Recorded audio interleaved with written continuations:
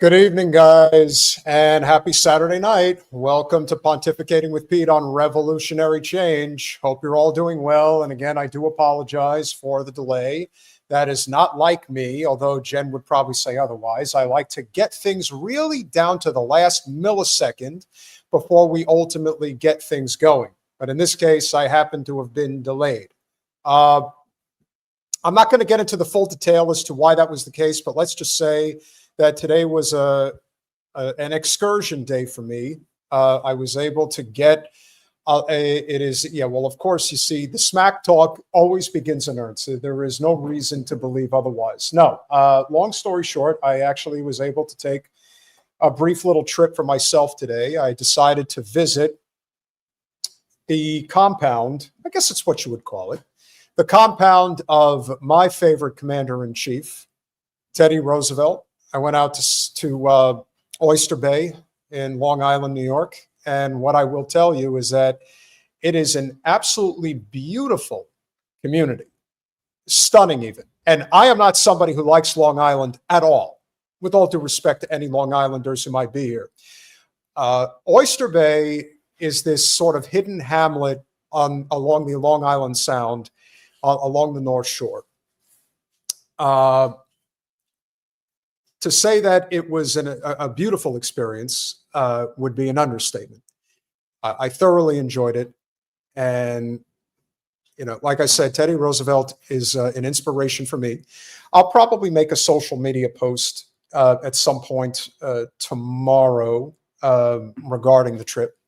But it was a lot of fun. It's not huge, but the compound is huge. There's walking trails.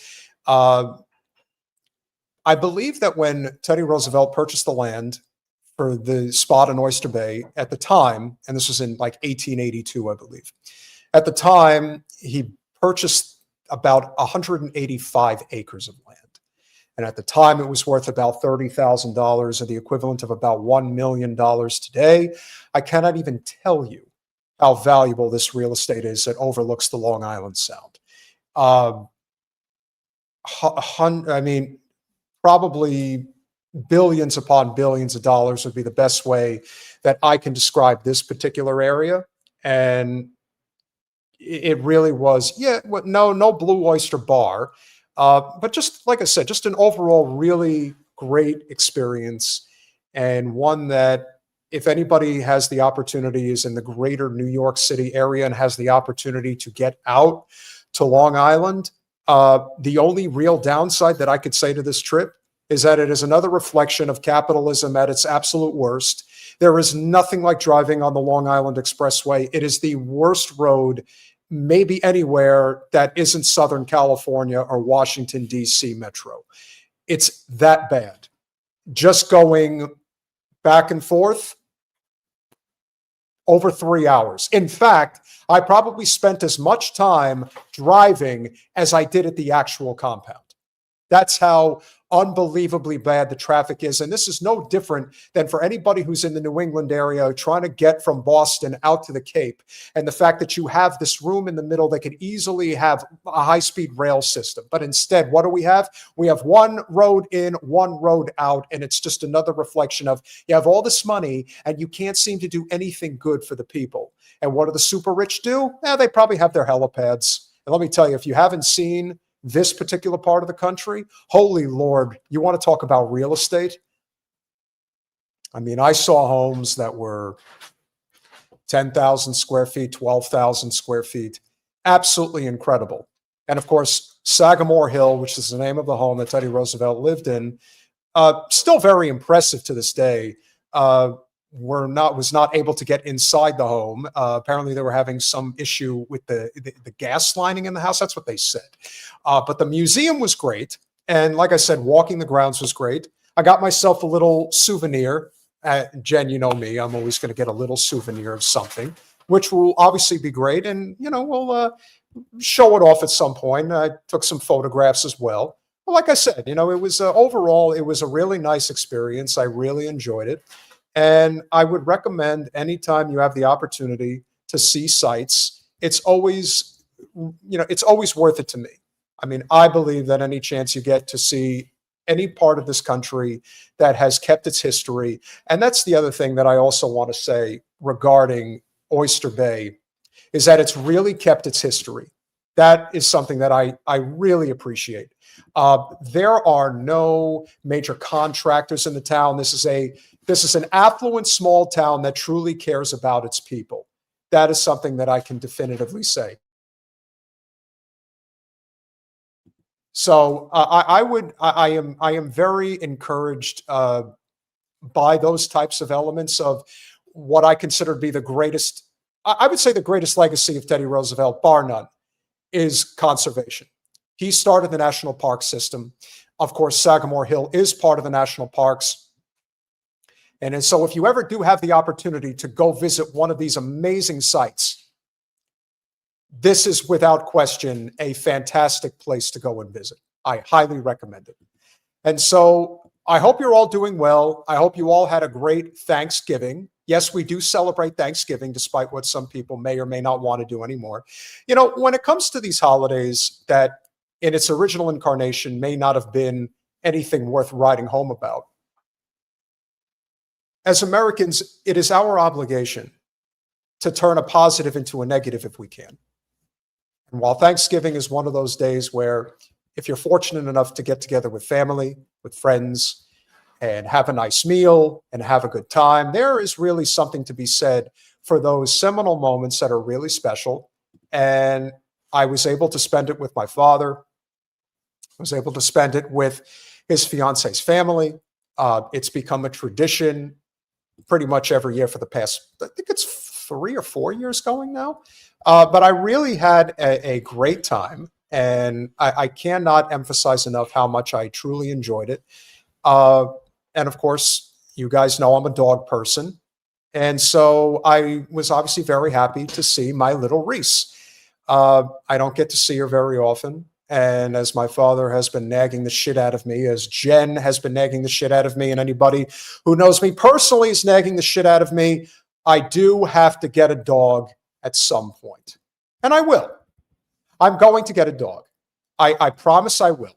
There is no way that I am going to continue, especially if I start making a little bit of money, to not have the decency to at least share part of my life with somebody that I truly love. And of course, dogs are everything to me. And if anybody follows me on Instagram, that's pretty much all I post, aside from my support for Palestine.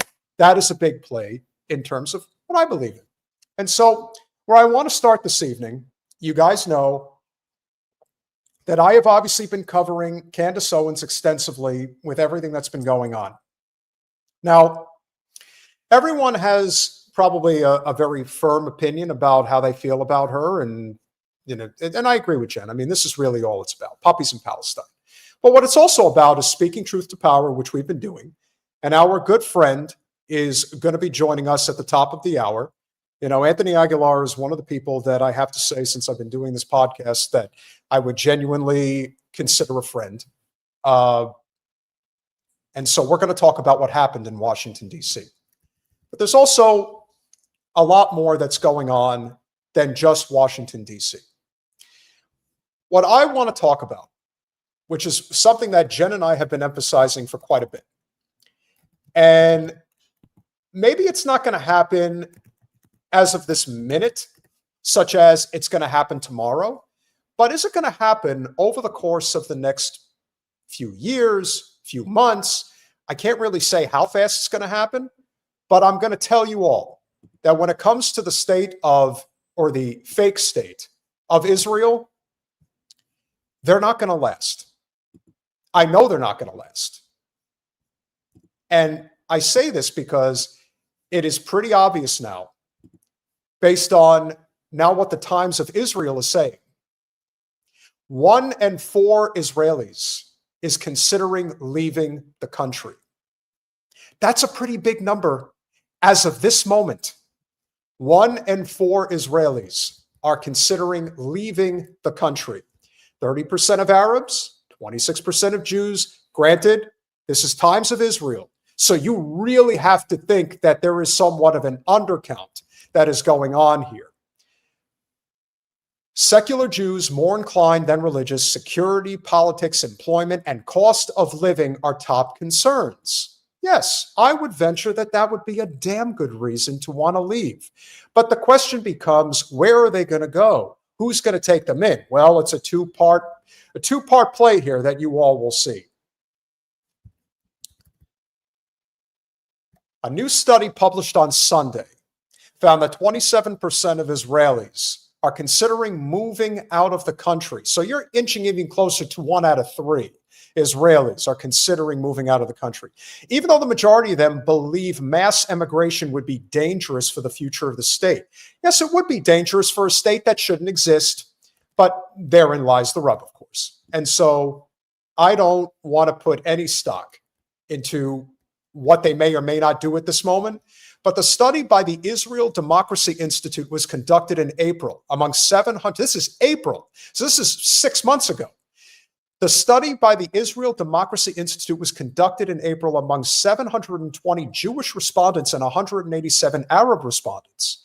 It found that a larger percentage of Arab Israelis are considering leaving than Jewish Israelis. I don't blame them. Among Jews, the less individuals identified as religious, the more likely they were to say they were considering emigration, and respondents identifying as left-wing were more likely to say so than those on the right. Of those who said they were considering leaving, 69% are Jews and 62.5% of Arabs said they had no specific pull abroad. It was just a matter of getting out of the country. The poll was conducted after some 18 months of war on multiple fronts. I would not call it a war. Before Israel's 12-day war with Iran in June and before a fragile ceasefire was achieved last month. There is no ceasefire. So you can understand the type of propaganda that still exists amongst the Israelis when I don't like calling them Israelis. They don't even deserve that much dignity. And before a fragile ceasefire was achieved last month in the Israel war in Gaza, leading to the return of all but 3 of the hostages held there. It is unclear whether these 2 developments would change the results. Among those weighing immigration, those who identified as non-religious made up the highest percentage, obviously, at 39%, followed by traditional but non-religious, traditional religious, Orthodox, and finally ultra-Orthodox. Man, the levels they get to is kind of amazing. And among younger secular Jewish Israelis, 60% say they would consider leaving. And among those with a high income and a foreign passport, the figure jumps to 80%. Now, I don't really have to dive too much deeper into that maudlin commentary about what is and is not going to happen in the state of Israel. But what I can tell you is that these individuals, these people, are not really welcomed in too many places now, are they? And who is going to take them in? Who is going to welcome Israelis with open arms? We've obviously covered what's going on in Thailand, what's going on in the Maldives and different parts of the world. They don't want them. But then you look at what the Israelis are doing in Cyprus. And then you look at what the Israelis are doing in Argentina. When you think about the amount of money that we spend, it is beyond the scope in terms of not just the foreign aid that we are putting on paper. It's all of the unseen elements in terms of investment that people are not necessarily putting 2 and 2 together. And that brings us to Argentina. Now, why is it that we would be throwing so much capital at Argentina, knowing that Milei, is basically sinking Argentina into the 7th circle of hell? Well, you basically set up a bribery system. And all the Israelis, just as their Nazi brethren from yesteryear, that's where they're going. How do I know that that's where they're going? This is a pretty good indicator. Israel es un ejemplo radical de todos estos valores que hicieron a Occidente grande, porque en su fundación era poco más que un desierto, y en tan solo casi 80 años fue convertido gracias al trabajo incansable de sus ciudadanos en un oasis de prosperidad y crecimiento. Por eso, apoyar a Israel es necesario para nuestro país, porque significa apoyar los valores que hace 100 años nos hicieron grandes. See that, guys? The values that made us great 100 years ago. So Milei is already doing exactly what we would anticipate that he's going to do, and that is the floodgates are going to open up for the Israelis to leave Israel and come to Argentina. So if you see a lot of flights from Tel Aviv to Buenos Aires that are going to start to show up when you go to the airport, or you're just looking at different flight logs in terms of where people are going, well, let me assure you, this is one of the main destinations that the Israelis are going to relocate to. It couldn't be more obvious. In spite of everything that's going on right now, Milei wants you to know just how much Argentina absolutely loves Israel. Crosses his heart and hopes to die, stick a needle in his eye, eat a horse manure pie. And he would. I mean, he did make out, practically humped the wall. What won't he do for a few extra bucks? Well, maybe he'll let us know. Nos hicieron grandes, pero que abandonamos y por abandonarnos nos hundimos en la miseria. Es así que hoy más que nunca tenemos que redoblar nuestro compromiso con el bien y la verdad, tanto dentro como fuera del país. Hoy más que nunca es nuestro deber moral defender la verdad de estos valores judeocristianos. And you tell me, what exactly does he have in mind when he talks about Judeo-Christian values? As far as I can tell, the whole concept of Judeo-Christian values is a blasphemous, irredeemable ideology. And so much of it, in my humble opinion, is embedded in the Schofield Bible. But for me, I also believe that so much of it is really constituted and wrapped up in the whole concept of the for-profit industrial complex that is religion. There's a lot of money tied up in this. We're going to get to Rob McCoy later in the evening. It's going to be a long evening, but it's going to be a fun one. When we get to Rob McCoy, what you guys are going to understand is that this is all about a cottage industry. This is all about money, pure and simple. And whether or not Charlie Kirk fully understood the scope of what he was getting himself into by rejecting Israel, you cannot have the most influential youth organization amongst the Christian Zionists in the United States and say point blank, I reject this soundly. You are effectively eliminating the golden goose.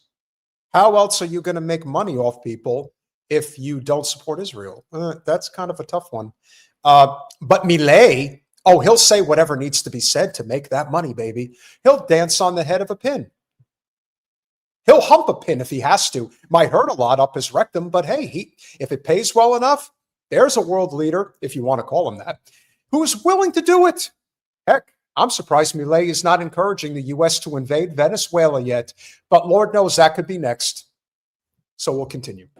Porque sin lugar a dudas, en ese compromiso férreo con el bien, sin importar las críticas, el que le muestra al mundo que hoy somos un país mejor. Y esto es también algo necesario para hacer a la Argentina grande nuevamente. Muchas gracias a todos por su atención. Que Dios lo bendiga y que la fuerza del cielo nos acompañen. I'm Israel High.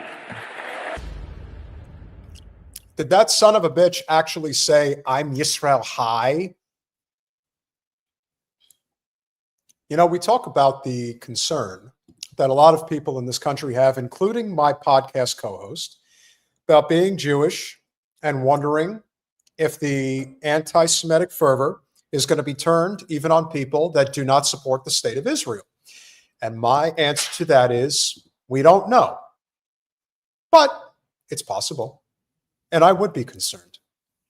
Because the people that stand to gain the most and lose the most by continuing this charade are people in positions of immense power and wealth. They don't care about the average person. Yes, it just so happens that a significant portion of those elites happen to be Jewish. And a lot of that has to do with the banking system.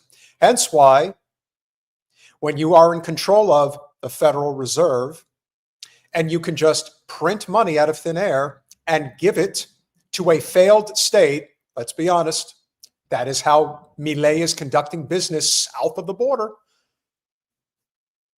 But here's another 20 billion. Here's another 30 billion. Who cares? When you control the money, you do whatever you want until there's revolution, because that's what's coming. And I'm not saying that we're heading for revolution because I want people to get hurt. I'm saying that at some point you're going to have to rip off the Band-Aid. You have no choice. There is no easy way out of this. There ain't no shortcut home either, if you get the reference. But my point is, Javier Milei is a true puppet, if there ever was one. Do as we say, not as we do, and no one gets hurt. Bankrupt the country, we'll bail you out. Now you do as we say.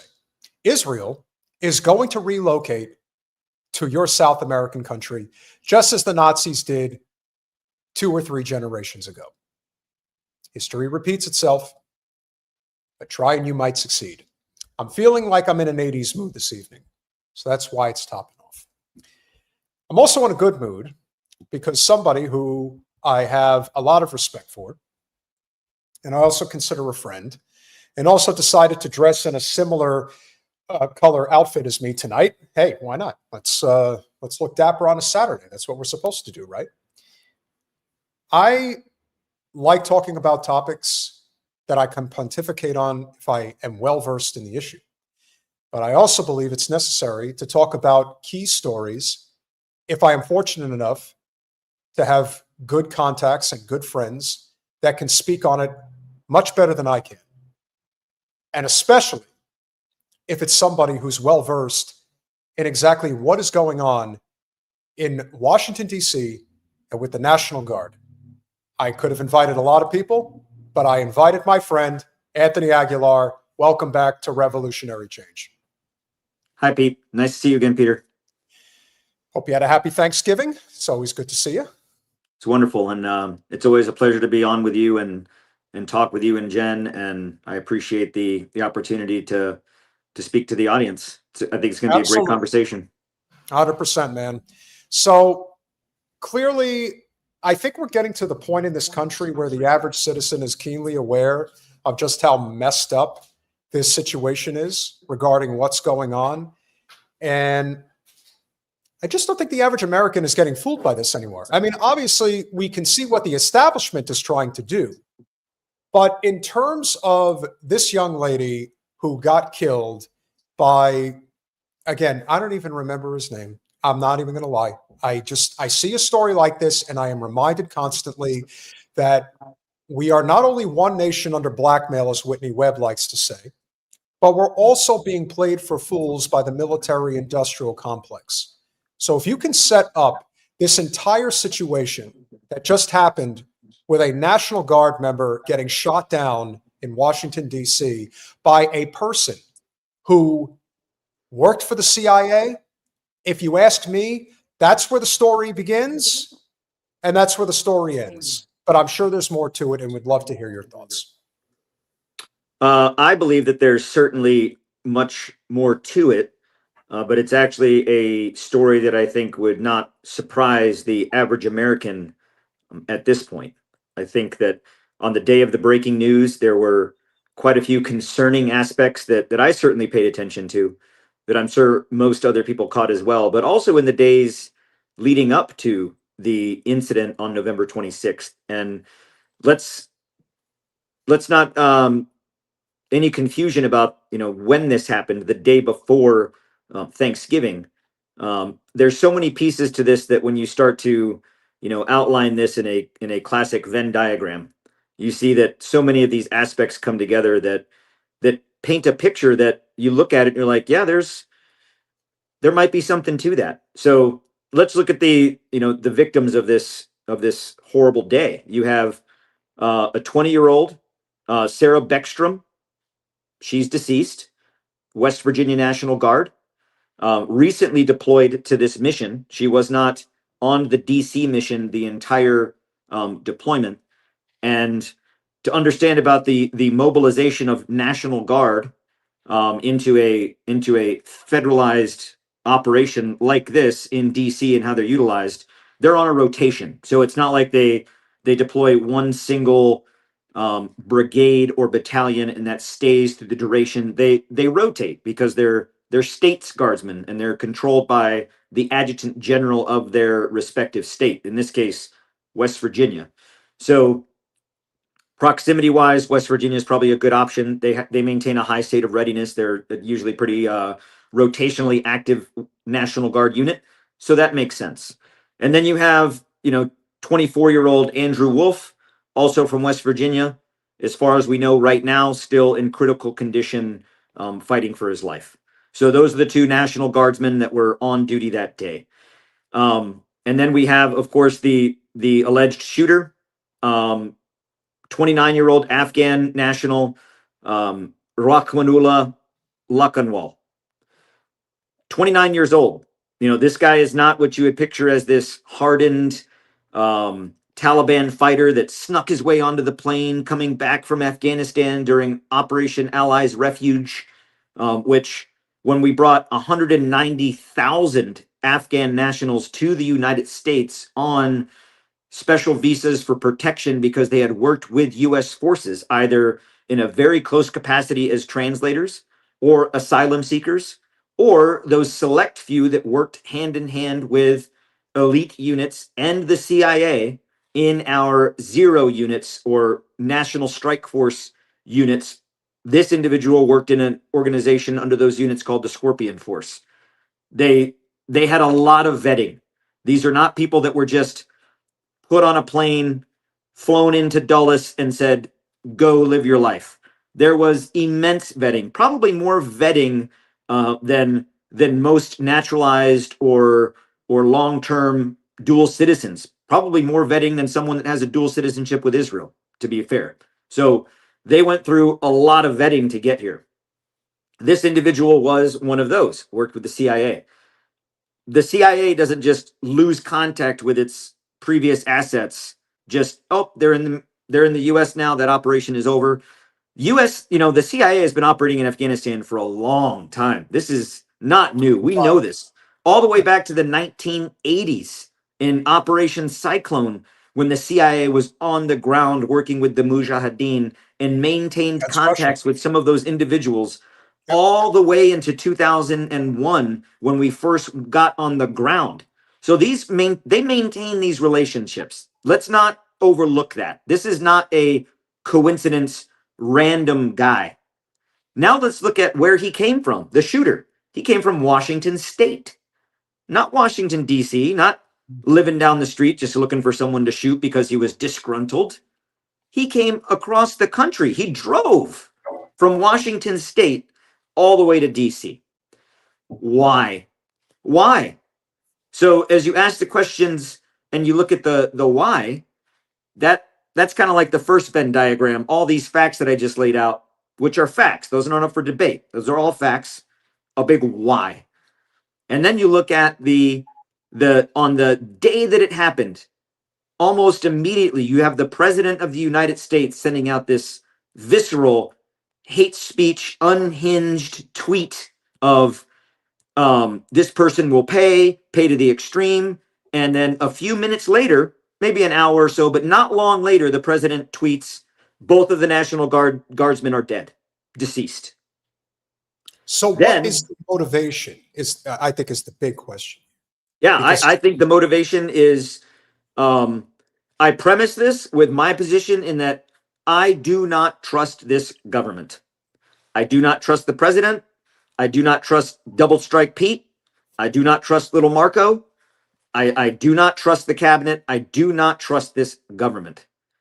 So in asking the why and the motivation behind it, I believe that this is not some grand conspiracy. This is a continuation of a CIA operation to stoke division, to stoke unrest, to do a self-fulfilling prophecy of, Look at the crime in DC. Look, we have to bring in more people. And now the president just directed Double Tap Pete to bring in 500 more. Again, a judge recently said that the deployment of these troops to DC is already considered illegal. And now he's going to bring 500 more. It's a red flag. It's a precursor to unrest, martial law, total control, and where better to start it than in the Capitol. Why I think that is because, one, where the shooter came from, Lochinwall. This guy wasn't just lost in society. I guarantee that the CIA knew his location and activities at all times. He was a former asset in a very elite unit. Two, a week before, one whole week before the shooting, Lochinwall's name spiked in Google searches. Why? A random Afghan living out in Washington State? Why? And then the day before the shooting, a very big noticeable spike in searches on his name. But what's even more concerning to that is that 4 days prior to the shooting, in Tel Aviv, the name of Sarah Beckstrom spiked in Google search. Why? A 20-year-old from West Virginia? Who in Tel Aviv would know her? So when you start looking at all these pieces together, this is not a coincidence. This was not a random anger shooting. This was not a what Kash Patel and Governor Bowser had said before. This was within minutes of after the shooting. This was targeted. This was planned. And I think that President Trump is probably clueless. I don't think he gets, I think they leave him out of it. There are other forces in control now. Yeah, is what I think. Yeah, I don't see him getting intelligence briefings either. And if he is getting them, he's getting them from people that are systematically cutting him out from the actual decision-making that's going on within the government. When you had Biden in the White House, you didn't need to worry about that because he wasn't there to begin with. I always called him President Blinken for a reason. He was the one running the country because it sure as hell wasn't Kamala Harris either. So no. In this case, I think you have a president who is clearly not only on the outs, but I think it is fair to say that he's not all there anymore. I think if we're being completely honest and objective about the current state of the president, I think it's, again, I'm not a doctor. I am not going to pretend that I know for sure what his deal is. But the way that he has been responding in the media in general leaves a lot to be desired in terms of his disposition. But in addition to that, he's also somebody who, based on the answers he's giving, sounds like somebody who at a time thought he was in control of everything, or at least in his own mind. That's what he thought. As it turns out, he's not only not in control, but I also think that he's getting extremely frustrated with not being able to be in control. You see, this is also what ends up happening in terms of the long run. You know, they say, you know, once a Marine, always a Marine, once in the CIA, always in the CIA. Well, once you're a part of the Zionist money machine, it's basically like being in La Cosa Nostra. There is only one way you're leaving. Well, actually, there's two. It will be via death, and either it will be by choice or by force. And in the case of Mr. Trump, I do believe that he's in a situation now where it's beyond being in a lame duck. I think he is at a crossroads of his entire life. And I'm going to show this to you now as I'm going to show the audience. I don't know how many people saw this interview or this press conference that he gave, but let's just say that his answers and the way he answers them leads one to believe that not only is he not in the loop, but his mind is clearly going places that he's probably never going to come back from. Question about this tragic shooting in Washington, D.C. U.S. officials say that the suspect worked very closely with the CIA in Afghanistan for years, that he was vetted, and the vetting came up clean. He went cuckoo. I mean, even if that's the case, the fact that I am listening to a reporter in the Oval saying this shooter that you're trying to pin this whole latest false flag on You are admitting and acknowledging that he's intelligence, that he's part of the CIA. So why would anyone believe anything other than this is a clandestine operation that you didn't keep under wraps? You were not supposed to see the IDF or American soldiers shooting Palestinian children. You were not supposed to see that. And I am, by the grace of God, you are here today. And you know what? There's probably a couple of people that now that the cat's out of the bag about what really went on in DC, now they have to be watching their back. What the fuck is going to happen to them? They weren't supposed to know about this, and somebody clearly leaked it that this guy is part of the CIA. But the way that Trump responds to this is even more interesting. And he went nuts. And that happens, too. It happens too often with these people. You see them. But look, this is how they come in. This is how they're standing on top of each other. And that's an airplane. There was no vetting or anything. They came in unvetted. And we have a lot of others in this country. We're going to get them out. But they go cuckoo. Something happens to them. Your DOJ IG just reported this year that there was thorough vetting by DHS and by the FBI of these Afghans who were brought into the U.S. So why do you blame the Biden administration? Because they let them in. Are you stupid? Are you a stupid person? Because they came on a plane along with thousands of other people that shouldn't be here, and you're just asking questions because you're a stupid person. I think the president, like a lot of people who start to lose their mind, this is a clear example of how somebody with dementia starts to behave. I know what I'm talking about. You're wrong. You're a stupid person to ask such a question. Why are you getting so frustrated? The person asked a completely legitimate question. He's saying that this guy was clearly vetted. So why are you getting upset, Mr. President? Well, you're really stupid. You don't know what you're talking about. Believe me when I tell you, I'm the smartest person alive, and that's never going to change, and nothing gets over my head. Well, I would imagine from your perspective, Mr. Special Forces, that quite a few things are getting over this man's head. Wouldn't you agree? I think that, as you described just now, I agree with all that. He's unhinged. He's not well. And then when you take someone who has a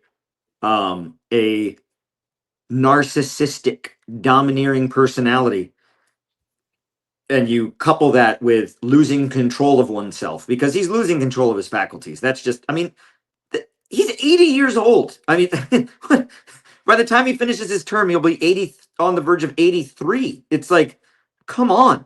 So he's losing his faculties. I think there's probably some signs of dementia. He's not associating what's being said to what he's responding with, because you're right. That reporter asked a very logical, rational, good question. And as you noted in his answer, he didn't say, oh, no, that's not true, or, oh, that's not verified. He was like, yeah, he was. And then he just went crazy. The guy didn't go crazy. He was a CIA asset who was activated. And if you notice now, he's not dead. He's still alive. I believe there was probably some type of exchange made with this guy, because he was maintained as a CIA asset, that he does this, and in exchange, there's going to be some agreement to get the rest of his family out, because the rest of his family probably did not make it out of Afghanistan, or some type of deal was made. Now, you can't foresee what would happen. The National Guardsman that responded and eliminated the threat didn't kill him, but wounded him severely. Maybe didn't account for that aspect of it, but he's still alive. So I think there was some type of deal that was made in exchange for him doing this. And they probably leave Trump out of all these conversations because he cannot be trusted with information. I think we can all agree with that Donald Trump cannot be trusted with classified information. He'll either tweet it or leave it in the bathroom. Yeah, for better or worse, he's actually somebody who doesn't mind informing the American people about things that, frankly, they should have the right to know, but the powers that be do not want them to know. Because if the people know, then they're going to rebel. That's the whole point. This whole empire is shaking at its foundation. And as Jen has always said, he was going to facilitate the revolution just by getting in the first time. Now that he got in again with a gap term, Forget it. It's inevitable, which is why I'm sure he is concerned that he might get taken out. So let's finish this out and we'll continue. And there's a law passed that it's almost impossible not to get them out. You can't get them out once they come in. And they came in, and they were unvetted, they were unchecked, there were many of them, and they came in on big planes, and it was disgraceful. And if you look, you'll see there was a law passed. It makes it almost impossible not to let them in, not to certify them, so to speak, once they come in. And they came in, and they shouldn't have come in. And frankly, the whole thing was a mess. The whole Afghanistan situation was a mess. It should have never taken place. If we're going to go out, and we would have gone out because I had everybody ready to go, we were going to go out with strength and dignity and precision, and we would have left from Bagram, and we would have kept Bagram, by the way, because of its very close relationship to China and where they make their missiles. But when you let the people come in by the thousands and thousands and thousands, they made a terrible mistake. No, the mistake here, which is what he will not say, which is what anyone who is concerned about their safety probably is not willing to say, is that the reason why we have a very, very shaky border policy, immigration policy, to say the least, is because multinational corporations and the richest people on this planet are who actually control this country. And in greater numbers, whether they become those that completely buy off the government. When Miriam Adelson gave Trump $100 million, she didn't give him $100 million to go and win a presidential election. She gave him $100 million because she was confident he was going to win, and then he would do her bidding. And boy, oh boy, has he ever. And boy, oh boy, is it only going to get worse. And boy, oh boy, does that look like an old man. And boy, oh boy, does it look like a vice president who is very eager to become the president at some point. Mm-hmm. Frankly, more often than not, you don't even know a vice president exists. We didn't really know a vice president existed and haven't known a vice president to exist since Dick Cheney. And the only reason things got so bad is because Bush always did what he was told, because he knew that if some bureaucrat like Cheney ever made it to the White House, yeah, the United States probably would have gone down at the head at that time, almost 25 years ago. But today, we are facing a very dangerous situation in which I believe the empire is shaking at its foundation. And so we really don't know which way it's going. But what we do know is that these false flag operations, they're not going to stop. That's the scary part. If this doesn't convince people to get riled up about supporting Israel, extending the war powers into other parts of the Middle East or Europe, or dare I say Southeast Asia, they'll just come up with something else, and something much more volatile and dangerous. That's my fear. What do you think? I agree. It doesn't stop until it's addressed and until it's called out, and the people call it out to recognize it, to where you're not fooling us anymore. Without that check on power and that calling them out, they will continue. This will continue until it gets to that point of what the empire is trying to achieve with this. And I personally believe it is civil unrest and division within the nation. I think that the CIA and Mossad are actually, are quite deeply integrated, and that, the CIA is like a revolving door for corporations, people going in and out of that run the country and corporations and industry. And I think that they're looking for a change. And I think that Trump is on, Trump is not a viable candidate for the future of their leader of their empire. He's falling apart. I mean, I used to be really concerned about him, doing everything he could to try to manipulate the system to get a third term, but I don't think he'll survive third term. So I'm not really worried about it. No, I don't think he's capable of running for a third term. I think that he's not doing well. I mean, it's getting bad. Yeah, I do wonder if he is going to make it through this term. I mean, we're not even a year in yet. Like, we're not. I mean, if you saw that one shot that was on the news where he was sitting at the desk just prior to him answering the reporter when he called her, "Are you a stupid person?" You could see again the makeup on the big bruising on his hand. So the bruising is getting worse. He repeated himself a couple times in that response to the reporter, making the same mistake in how he said, once they're out, you can't get them in. I mean, once they're in, you can't get them out. He repeated that same thing incorrectly twice. So either he's overstressed, overtired, can't handle it, or there's something else going on. I mean, during what strike me is even more, if you really want to look at the dichotomy of our nation, of the elites and the rest of us, when these National Guardsmen that were called upon by the president to protect our national capital from all this violence, and they were shot, where was the president? Palm Beach, playing golf. I mean, does anything else show disconnected or tone deaf to the nation than that? I concur. Guys, we have 1,242 people watching live right now, but only 408 of you have smashed that like button. So if you would be so kind, in honor of our Special Forces guest, please smash that like button so that more people can see this live stream, because Lord knows more people need to see it. Now, I do believe that we are heading for, again, a cataclysmic circumstance. I don't know what it's going to look like. However, what I do know is that the people are all right. I do believe that. I believe that the average person is keenly aware of what's going on, which is why at Union Square, there are displays like this that happened the other day that doesn't get covered by corporate media, but it will be covered by us.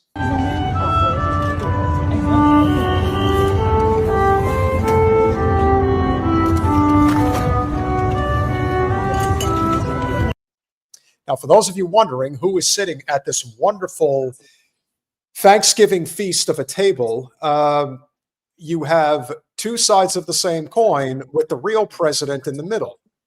So you have Netanyahu Milikowski in the middle.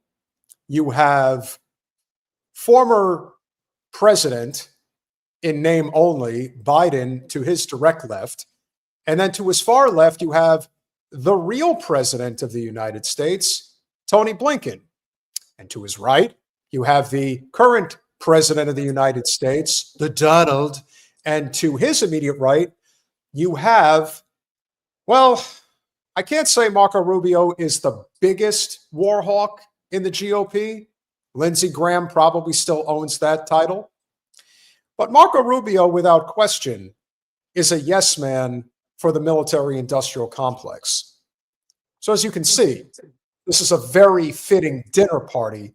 And what are they feasting on, Tony? Do you have any idea what's at that table? Probably the American bald eagle. That's a good guess, but you would be wrong. It's actually the limbs of Palestinian children, and Wow. the blood of Palestinian children is what they're drinking. So let's watch a little more.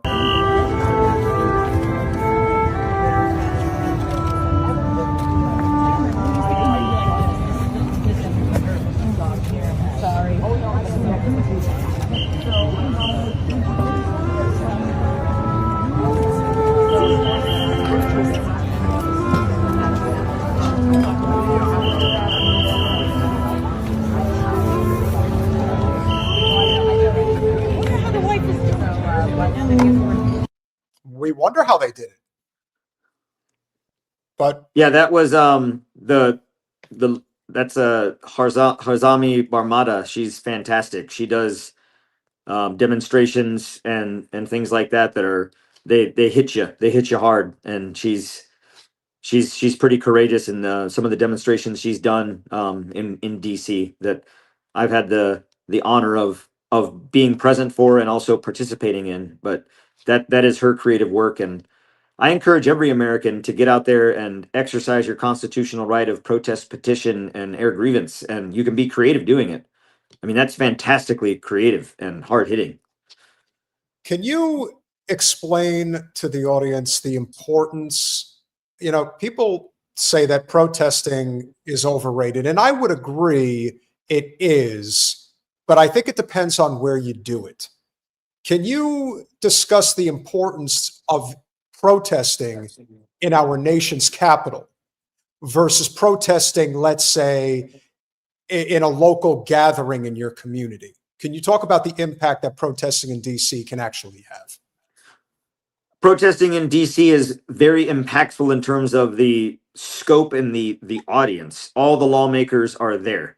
You know, when you plan a demonstration such as Hazami did there at Union Station, where a lot of the congressmen, representatives, you know, travel back and forth in their commutes, either leaving DC or coming back to DC or traveling home for the evening after session.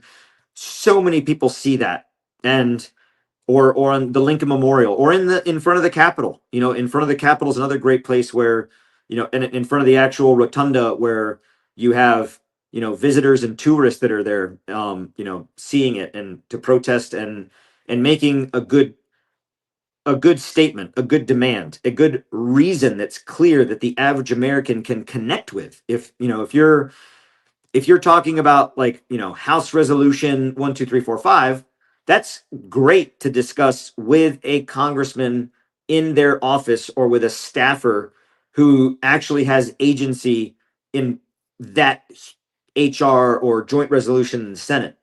When it comes to getting people informed and to grabbing people's attention, like that, when you see that and you're the average American and that catches your eye and you're like, that does make me question some of these things. Maybe I'm going to look into that a little bit more. So DC, obviously, great place to do it in terms of the audience, the tone, the gravity of it. People see it. You catch major news agencies. It spreads. But also, not to undermine completely that in doing it in, you know, hometown capitals or in hometowns, when you can have an impact. You know, if you just choose a random Tuesday to go and have a protest and a demonstration and there's no one there to see it and no one gets the message, then I wouldn't say it's a complete waste of your time, but you're probably not having the impact.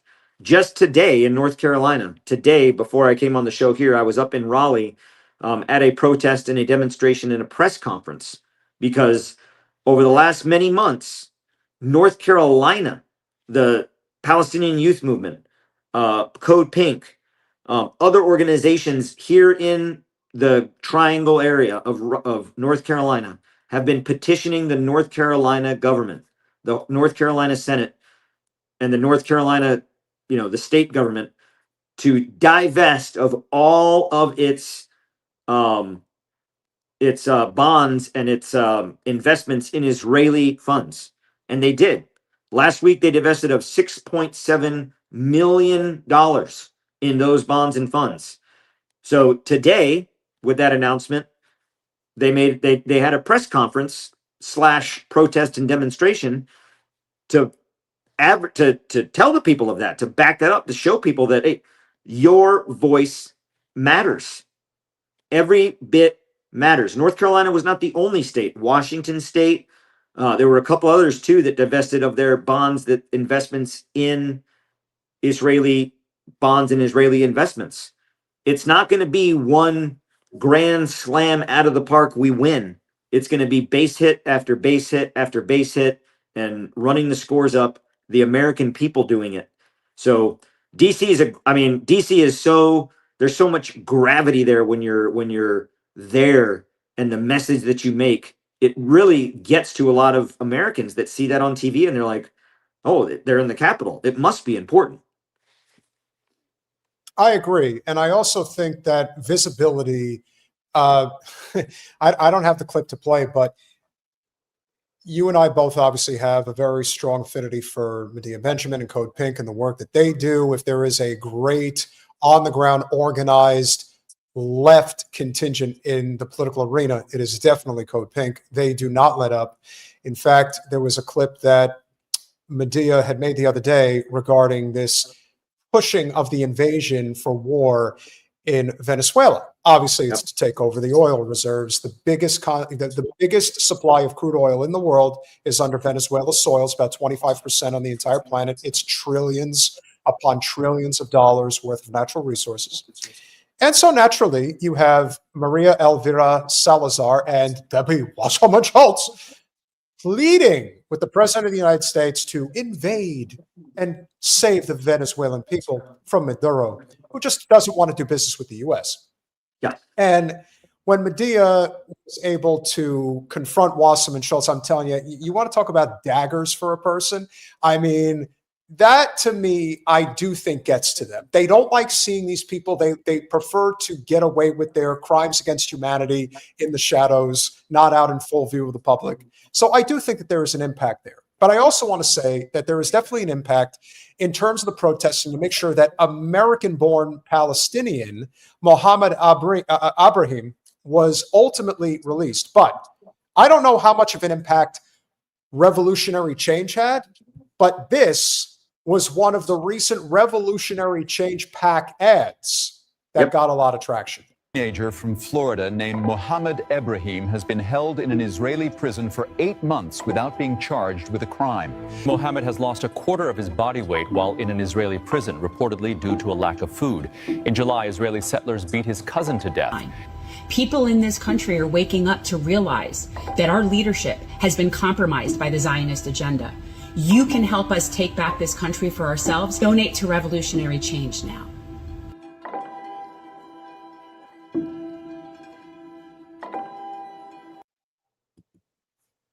Simple but effective. And if you guys like that ad right over my shoulder, please use your phone and click on that QR code to check out revolutionarychangepac.org. We are making a slight wholesale change. We are currently supporting 2 candidates. One is Butch Ware, running for governor of California on the Green Party ticket, and the other is Shama Sawant, running as an independent for Congress in Washington's 9th congressional district. We are currently not going to be supporting Graham Plattner. The biggest reason that we are at this point not supporting Graham is because he's got a hell of a financial war chest that he's working on. And we want to be as diligent as we can be with the money we're raising for the candidates who are going to need it. I mean, all candidates obviously need help with fundraising, but we want to be as strategic as possible. One of the things that ultimately ends up happening with a lot of these independent fundraising initiatives, especially for non-corporate and anti-Israel candidates, the fundraising is not easy to come by. So as of right now, we have 2 candidates, perhaps a third. The one that we are watching closely as a potential option would be Abdul El Sayed, who is running for the U.S. Senate in the state of Michigan. But there will be others. So we will see what is going to be the best course of action. Right now, Shama Sawant, Butch Ware, if you like what those candidates stand for, which is a populist, left, anti-Israel agenda, go check out Revolutionary Change PAC. And if you like those ads, there'll be plenty more where that came from. I don't know if we had an impact or not. Maybe we did. But the good news is that Mohammed is free. And that matters. Well, I'd say I think it definitely made an impact. Every had revolutionary change not, promulgated that, others not going to the Capitol to bring it to the attention and demand results from Congress, that young man, an American, would still be in that prison dying and may have already have died if people back home didn't keep pressure on it. So your efforts, Doctors Against Genocide, 4 times I've been to the Capitol with them, and every time in their agenda is always bringing up Mohammed Ibrahim and his being free. And all of it in one way. Let's all be clear.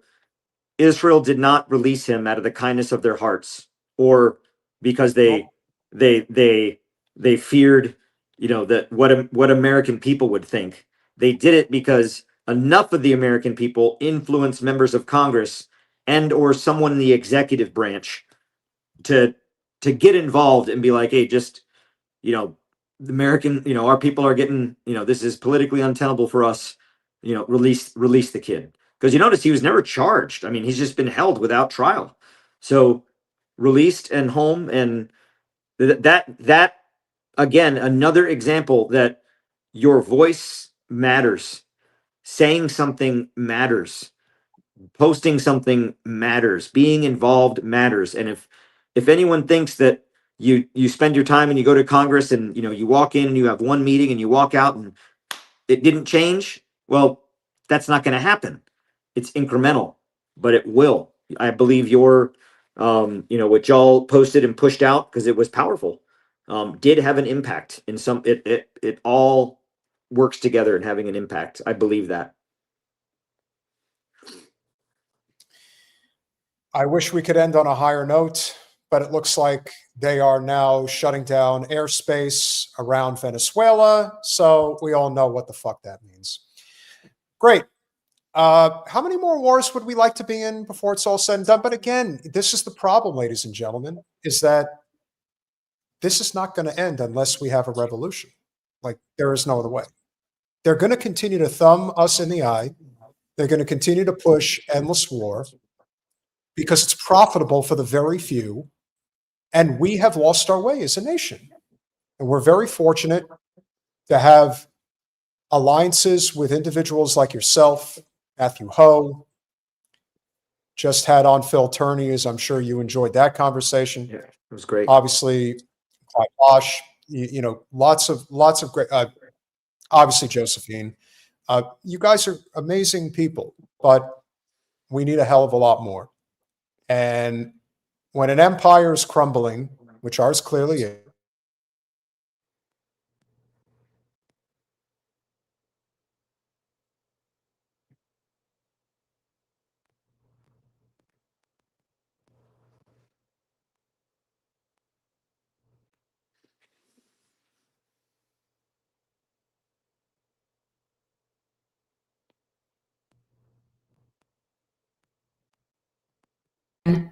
Hey, I think he's frozen. So yeah, I'm not exactly sure what to do because Colin's not here. It's just me. How are you? I'm great. I can. I think it might just be Peter that's frozen. Yeah, I think it is. I'm taking him out. He'll have to come back in. So I'm still fighting with people in the chat, just FYI, about the difference between Judaism and Zionism. And it's incredibly infuriating. Just thought I would share that with you. So for people in the chat, if you're wondering why certain comments are getting deleted, it's because you're either being a bigot or an asshole or both. So we're not going to have either here. Okay. So I see that as soon as Peter said that we actually are leftists, I see people left. That's okay. You can find the door. We support labor, working class people. We think it's a class war and we fight for the least of these. So whatever that looks like to you, yeah, we're not going to have like bigotry and hatred. And whoever the person who wondered if the moderator was Jewish, yeah, you could say that, but I'm the owner. So this is Jen. And if you're hating on Jews, you'll be kindly escorted out. I just felt the need, Peter, to not let Anthony sit there in silence. Well, I unfortunately can't control whether the internet stays strong or not. I know. Bye, Anthony. We'll go now. Good hearing from you, Jen. Final thoughts before we depart for the evening, good sir. Really appreciate you coming on and shedding light on a very important topic that clearly is going to have a lot of different opinions, but I think we should stick to what matters most, which is what are they trying to pull over our eyes? Clearly, it's not working. So, hey, let's just go start war with Venezuela now. We'll have plenty to talk about. Yeah, I would say for everybody out there, stay alert, stay awake, stay informed. If we allow the lies and the blanket continue to be pulled over us, we will suffocate underneath it.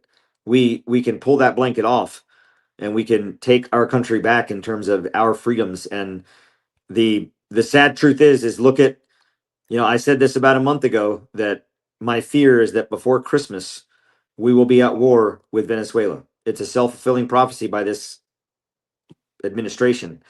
Closing the airspace, that's another, remember I said moving an aircraft carrier, redeploying the SP MAGTAF, setting in the amphibious assault group, now Trump has already told us all about the land target strikes are imminent. That's coming.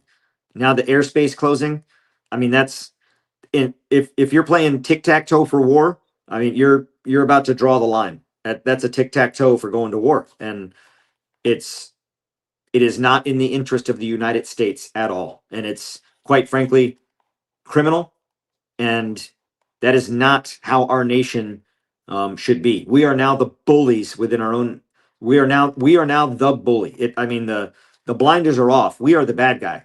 And I mean, just look at the news that recently came out with the JSOC commander, Admiral Bradley, who's now the U.S. SOCOM commander, who previously to moving to that new position of a higher rank, mind you, now a 4-star general, when Pete Hegseth said, kill them all in a strike on an unconfirmed vessel that in no way could have reached the United States or was a direct threat, said, not only after it was struck with a hellfire, re-engage, kill them all. That is a war crime. Even if we were at war with Venezuela, which we are not, that in and of itself would be a war crime.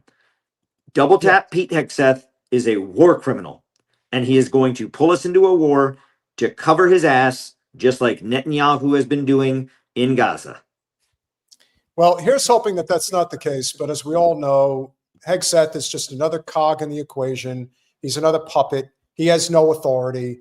It is what it is. Eventually, like I said, the belief in this system is rapidly declining by the moment. And I hope, against all hope, that this becomes very clear very quickly. And we have to continue to have these conversations. I appreciate you, brother. Keep fighting the good fight. We'll have another conversation soon, and we'll be seeing each other in DC soon enough. Thanks, Peter. And thanks, Jen. And we'll be in touch, and I'll be watching your lives as they come on. I always love watching the show. So big fan. Appreciate you being here. Have a great Christmas. We'll be in touch. Thank you. See you, man. See you. So a great conversation all around, as you can imagine. And, I have my concerns about what's going to happen next, and I think everybody should be. Do I think that there is anyone that is going to pull back at the last minute and say, yeah, we probably shouldn't go to war in, Afghanistan? Yeah, who knows? That might be next too. But to go to war in Venezuela? No, I think that would be a very stupid move. And hopefully cooler heads will prevail, but I'm not holding my breath. If you are enjoying this conversation so far, please head over to patreon.com/revolutionary change. For as little as $5 a month, you could become a supporter of our small but mighty and growing channel. We are currently at 91,618 subscribers. If you guys haven't subscribed yet this evening, we would highly encourage that you do so. We've been topping out at over 1,300 live stream viewers tonight. We're just under 1,000 right now. Got a handful of big stories yet to cover this evening, but we want to get to your super chats. Jim Talib, always a pleasure. Thank you for the $5. Roger Meadows, it's been a while. Good to see you, sir. Thank you for the $5. Why didn't you tell me you were coming to my home county, Peter? You could have DM'd me. Every child of Nassau County School District took as last trip. I would imagine so. And what a trip I'm sure it is. We didn't get to do the guided tour, but I do plan on coming back out there at some point down the road. Don't know when, but certainly in warmer weather, I would say would be a better time to do it. Roger Meadows with the $2 class trip. Yes, I did figure that's what it was. And you were in Southie Santos Congressional District. Yes, I was. It certainly is understandable why such elitist pricks end up legislating from that region. Very rich, very powerful. And not too far from Jordan Balfour, Wolf of Wall Street. Yes, absolutely. Again, Oyster Bay is surrounded by the likes of Manhasset, Port Washington, Great Neck, a lot of affluence there. But man alive, is Oyster Bay a beautiful community. Libertarian Social Democrat, thank you for checking in. Milei is not a true libertarian because true libertarians are anti-Zio. He is a Zio prop in Latin America. Hey, you know what? I've said it before, I'll say it again. There is a lot of crossover between progressives and libertarians. This is just yet another example of that. BGBG617199. Thank you very much. Opinion on Ratcliffe. I'm not sure who you are referring to, BG. Anybody in the chat want to throw me a bone there on that? I'm not 100% sure the reference. SPR Smoke. Thank you for the $3. Appreciate you checking in. Our trusty mod with the 2 Canadian A. F Zionazis and Free Palestine. Agreed. And finally, user XD1KB9EZ8N. Thank you very much for the $10. Appreciate you being here. And we hope you're all enjoying this evening so far. And one of the reasons why we are where we are is because we have, as I've said, a lot of opportunism going on right now pertaining to whether we can band together as a collective unit to bring down the Zionist state. But never forget that there are a lot of opportunists out there that just love, and I mean love, to make money off of what's going on. Joanne, thank you very much. And if you haven't smashed that like button, please do us a solid and smash it. We've got 684 likes now. We're creeping up the board. We've gotten some decent views so far this evening, but we've got more to do. So, as you know, I have been following very closely to the Charlie Kirk story. Now, I don't cover it incessantly as others choose to, but I think it's, I want to say that there is really something to be said for covering a story when a message that is being delivered is important to convey to the audience. And so I did some research on Rob McCoy. Now, for those of you who are familiar with Rob McCoy, this is one of the central figures that is not getting enough attention in the Charlie Kirk saga. He is the pastor of Godspeak Cavalry Chapel in Thousand Oaks, California. He is a very proud Christian Zionist in a very affluent community. Now, why do I bring him up?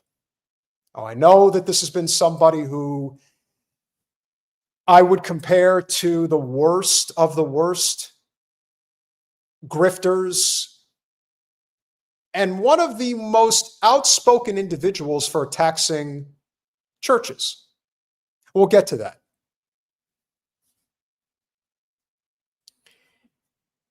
If you do not believe in the separation of church and state, if you believe that your church or synagogue or mosque is a place to be preaching your religious beliefs into your political beliefs, your tax-exempt status should be removed. End of discussion. It's very cut and dry. Now, usually, some of these individuals are a lot more subtle about it. Rob McCoy claims to be Charlie Kirk's pastor. That's his claim. That's what he says he is. He is going to share his opinion. Now, I'm going to play you 2 clips. I'm going to play you one from before Charlie's assassination. Then I'm going to play you one after. This clip is from July. Not too long after Charlie would ultimately be sacrificed. Here we go. To my Orthodox friends, the ones who were struggling over Charlie inviting Tucker. And you have to consider there's nowhere safe for them in the world. Nowhere.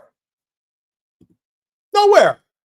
There is nowhere in the world that is safe for Jews. Did you know that? I didn't. But Rob McCoy sure as hell knows better than anybody else. So coddle them. Protect them.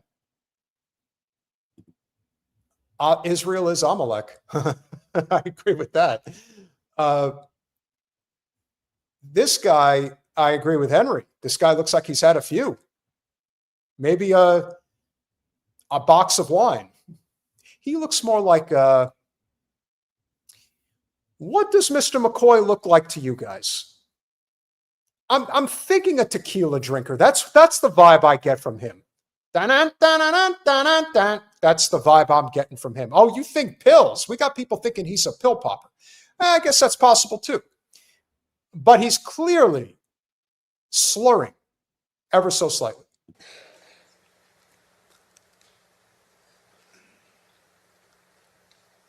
And they have an inclination to trust no one. And yet, in this dialogue, we went back and forth. I commend Charlie on his patience. He's remarkable. He can dialogue with Tucker and Candace and be on a text string with Orthodox rabbis. He's patient. He's gaining understanding. Dialogue. I responded to an Orthodox brother who said, Candace is far right and Ocasio-Cortez is far left, and they both hate Jews. This is an example of a person who says the things that they say because they know it is great for their bottom line. That's it. Remember, this is Marjorie before she steps away. AOC, again, I don't trust either one of them. But do I think that they're Jew haters? No. I think they genuinely agree that we should not have our foreign policy and, dare I say, domestic policy run by a genocidal foreign nation. I don't think that's too much to ask. But according to this grifter scum of the ever-loving earth, he believes, if he's capable of thinking of anything cohesively, at this moment it doesn't appear to, because he does appear to be impaired, it would explain quite a bit. But at this very moment, which is being apparently this is apparently a deleted live stream. Somebody was able to clip this and save it. This was very shortly or close to the time where Charlie was being summoned to the Hamptons. So you can see why this was such a big deal. And I responded, I said, Candace and AOC appear to operate their influence by pathos and ethos and apply very little logos. They use pathos and ethos to judge and condemn an entire race of people. This is not far right or far left. It is mob rule by emotion and perceived legitimacy void of the pursuit of truth. This is why America, for now, and I pray more so in the future, is a somewhat safe haven for Jews because we are a republic. I gave them a link to a video. Yeah, I'm sure you did. This person does not know of what he speaks. I don't know if he knows much of anything for that matter. And so by that measure, he is clearly somebody who, if you run an evangelical church, I would say almost by rite of passage, you have to be a grifter in order to succeed. If you look at the biggest, I think there's probably a lot to be said for that. But that's just the beginning. There was a sermon that was done, I believe, a week. This may have been, it was either for Thanksgiving or it was done last Sunday. Now, this is not a public sermon. This is one that was taken directly from his page. It was about 45 minutes long, so I watched it front to back a couple of times to figure out where it made the most sense to clip his commentary, because this commentary is so lunacy-inducing. I wouldn't even know. I mean, I could have played the entire thing because every segment has a nugget of not only grifting behavior, but in support of genocidal behavior. Do I think for 1 second that this man cares about anything other than his bottom line? No. So he'll say whatever he has to in order to get paid. And here's what Rob McCoy had to say regarding Charlie Kirk and the state of Israel in conjunction with his absolute hatred of Candace Owens and Tucker Carlson at his most recent sermon.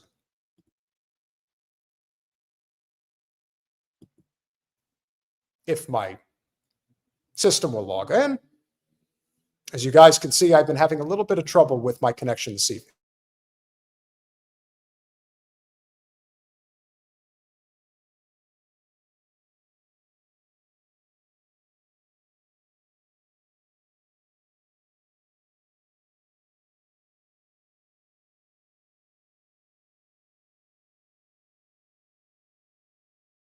Take offense at me, Paul.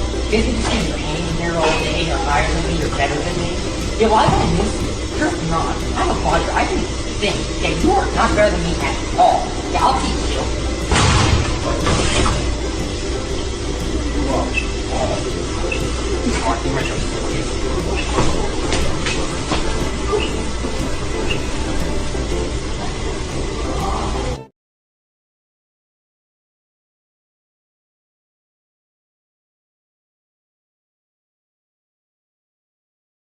will cause black people to stick together.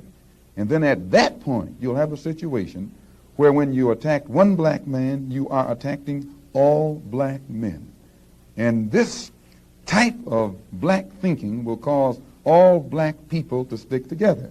And this type of thinking also will bring an end to the brutality inflicted upon black people by white people. And it is the only thing that will bring an end to it. No federal court, state court, or city court will bring an end to it. It's something that the black man has to bring an end to himself.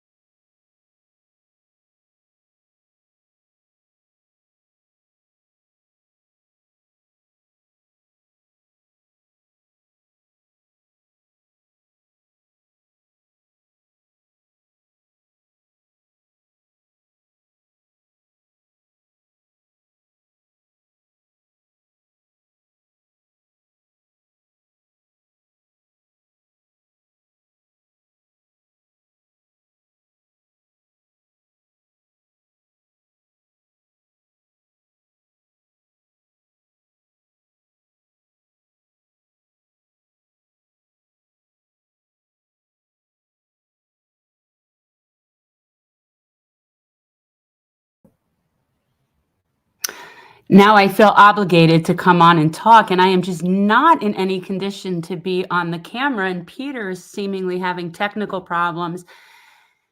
And yet he doesn't even care if I hang out back here in the green room. So he's up in New Jersey. I think what's happening is that his internet connection is not that great to begin with. So then when he tries to also share a video and share a clip, I think it's just really making it even worse. That's what I think is happening.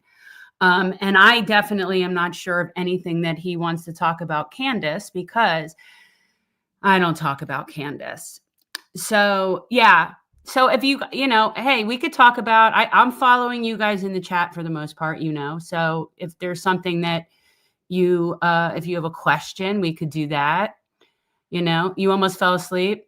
Look, what's going on in Venezuela is a very serious situation right now. They're definitely trying to start some shit. And what do we have here? It hopes to download the video. Yeah. Well, look, Peter and I are not the most tech-oriented people, which is why we very heavily rely on Colin. And Colin generally is not here on Saturday nights. And so Peter takes it upon himself to do all of it. But, you know, when he's traveling and he's not at his usual place, I think it's hard.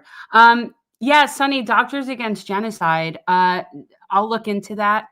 We've definitely had Doctors Against Genocide. You know, like literally, we've had several. Yeah, I'm not into talking about the gossipy side of stuff. That's why it's more of Pete's pontification stuff. Like you guys, he wants to talk about this stuff a lot, and I generally veto it. And so, yeah. All right. Sorry. And I don't know what to say. I No, hope but I mean, are you mad at me for doing that? doing what? Coming on the show, like coming in. What did you do? I just came in and was talking. Are you frozen again? He's frozen again. So you think it's smart not to talk about smart to talk about Candace? Maybe it is. You know, I don't know. I just don't enjoy it. And I also don't necessarily feel like giving other content creators like our platform time and our platform space. And I feel like I prefer us to stick to issues. Actually, while I have this many people on here, let me tell you guys what I've been thinking about and looking into, because I think this is really kind of scary in a very apocalyptic way. So I've been connecting all these dots. All right. So on the one hand, I don't know if you guys are aware, but the Supreme Court decided that states can make homelessness a crime. And in turn, a lot of states have done that. So then what you have policing homelessness as a crime. And, you know, they bulldoze the encampments and they're arresting the people. Okay. So we know that's going on. And now we also have a situation going on in Utah where they're building what I will call a concentration camp, because if you're not allowed to leave, I don't think I would call it a resource center, but they're building these camps that are going to start to house these homeless people, but they're not allowed to leave. So it's basically like forced servitude, I guess. So, you know, and now let's bring it back to the fact that we've got several private equity firms buying up all the single family housing so that most people will never own a home in their life. And then the rents are high. So most people are going to end up having issues either way, buying or renting. It's just most people can't afford it. So you've got people not affording to live in a house. You've got homelessness being made illegal, and you've got camps being built for the homeless people. Does anybody see a pattern coming here? And I've been saying this, and people need to understand this. At this point tonight, I'm sure all the other, can I finish my point? Sure. I'm sorry. I don't mean to interrupt your show, but I can't let it just be dead air time. So guys, I'm just sort of connecting the dots and saying that they might have started with the immigrants, but it is not going to stop with the immigrants. They are forcing homelessness, they are criminalizing it, and they are building camps. All of those things are happening. More on that, but that was something I started digging into. Sorry, I'll go now.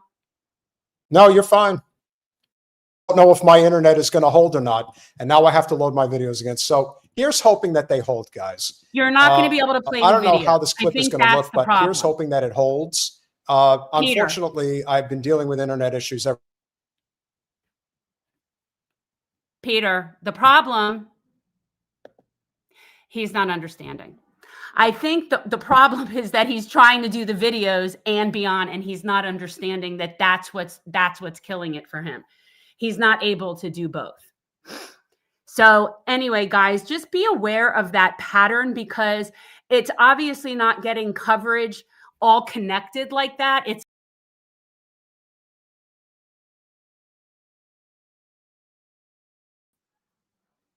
hey guys, I don't know what happened with that. That's kind of weird. So I don't know if you guys see that pattern. Just be aware of it. Peter, you cannot play what you want to play and do streaming at the same time. Every time you do that, it's cutting you off. You have to do it without your clip. Okay? That's not what it is. Well, every time you go to do it, you get frozen. Well, I'm not going to upload all of them, but I'm going to, again, here's hoping that I can make it through the rest of the evening with some type of a connection that is not going to bounce me. That's all I can hope for, Jen. So here's hoping for the best. Now, back to regular programming. As I was saying, Rob McCoy decided to do a sermon about a week ago. It was about 45 minutes long, and I watched it front to back and had to cut it up into pieces to basically figure out what are the most important parts to talk about regarding this particular grifting sermon that he put on. This is going to make your head spin. But as I said, if you're going to not separate church from state, if you're going to combine religion with politics, your tax-exempt status should no longer exist. Exhibit A, why that is the case. He's the most misunderstood missionary in American history. He actually led these kids to the Lord after he discipled them. He showed what the Bible had to say on every issue that churches don't even want to talk about. Churches have embraced Gnosticism, where they separate the tainted from the holy as though politics is beneath them, even though it's the highest form of society, because it combines morality with sociability. If God didn't want us in politics, he wouldn't have invented marriage.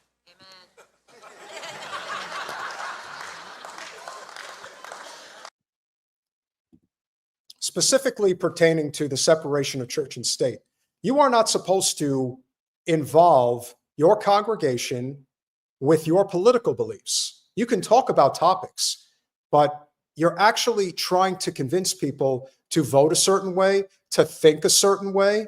How is that legal?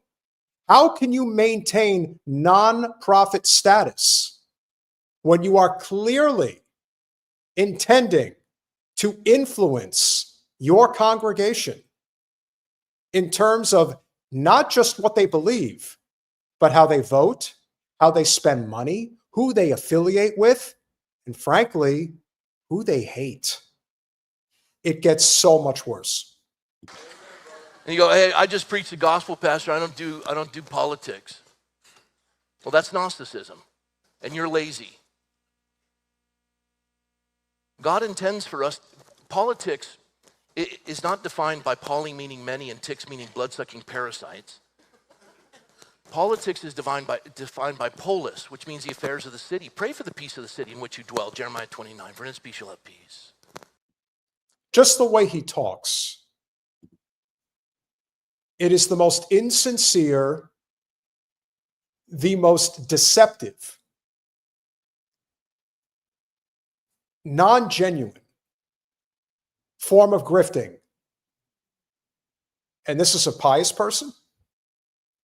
No wonder people are very suspicious about this man and the involvement that he and his son, Mike McCoy, had regarding the demise of Charlie.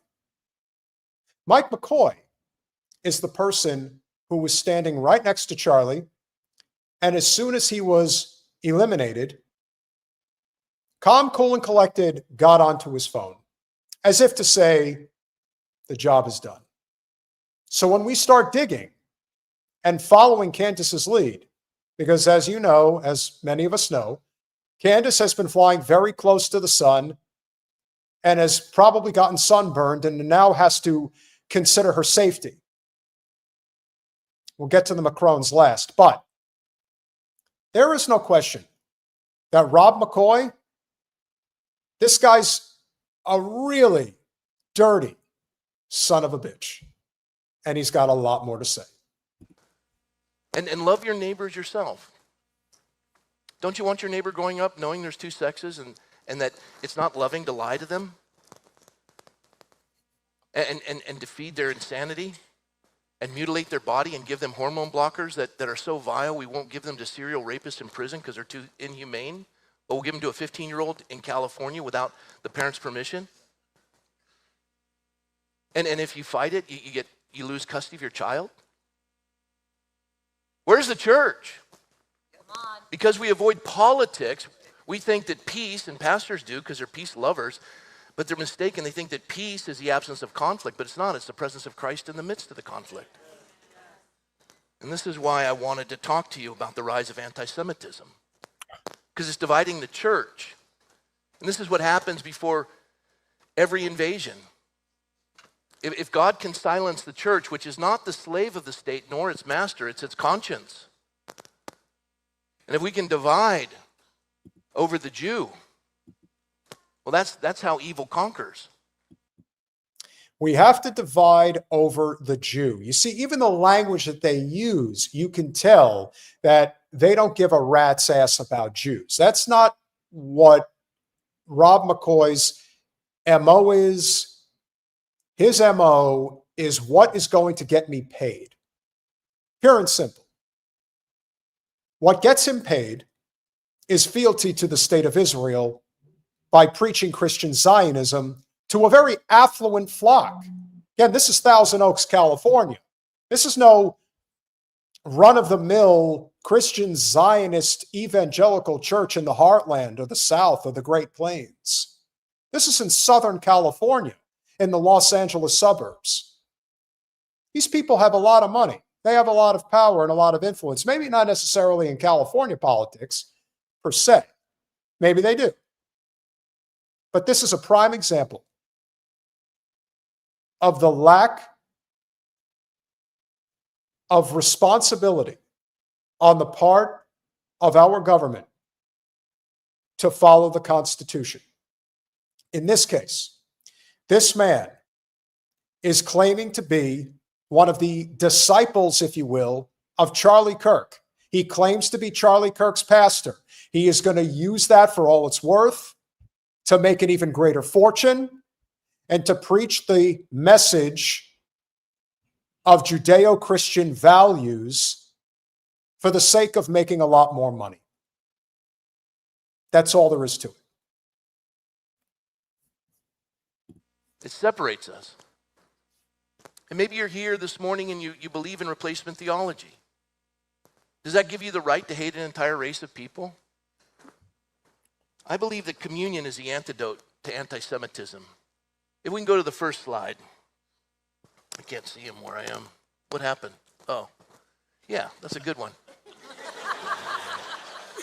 I want to read this to you. Luke chapter 22. You can take notes if you'd like to write things down.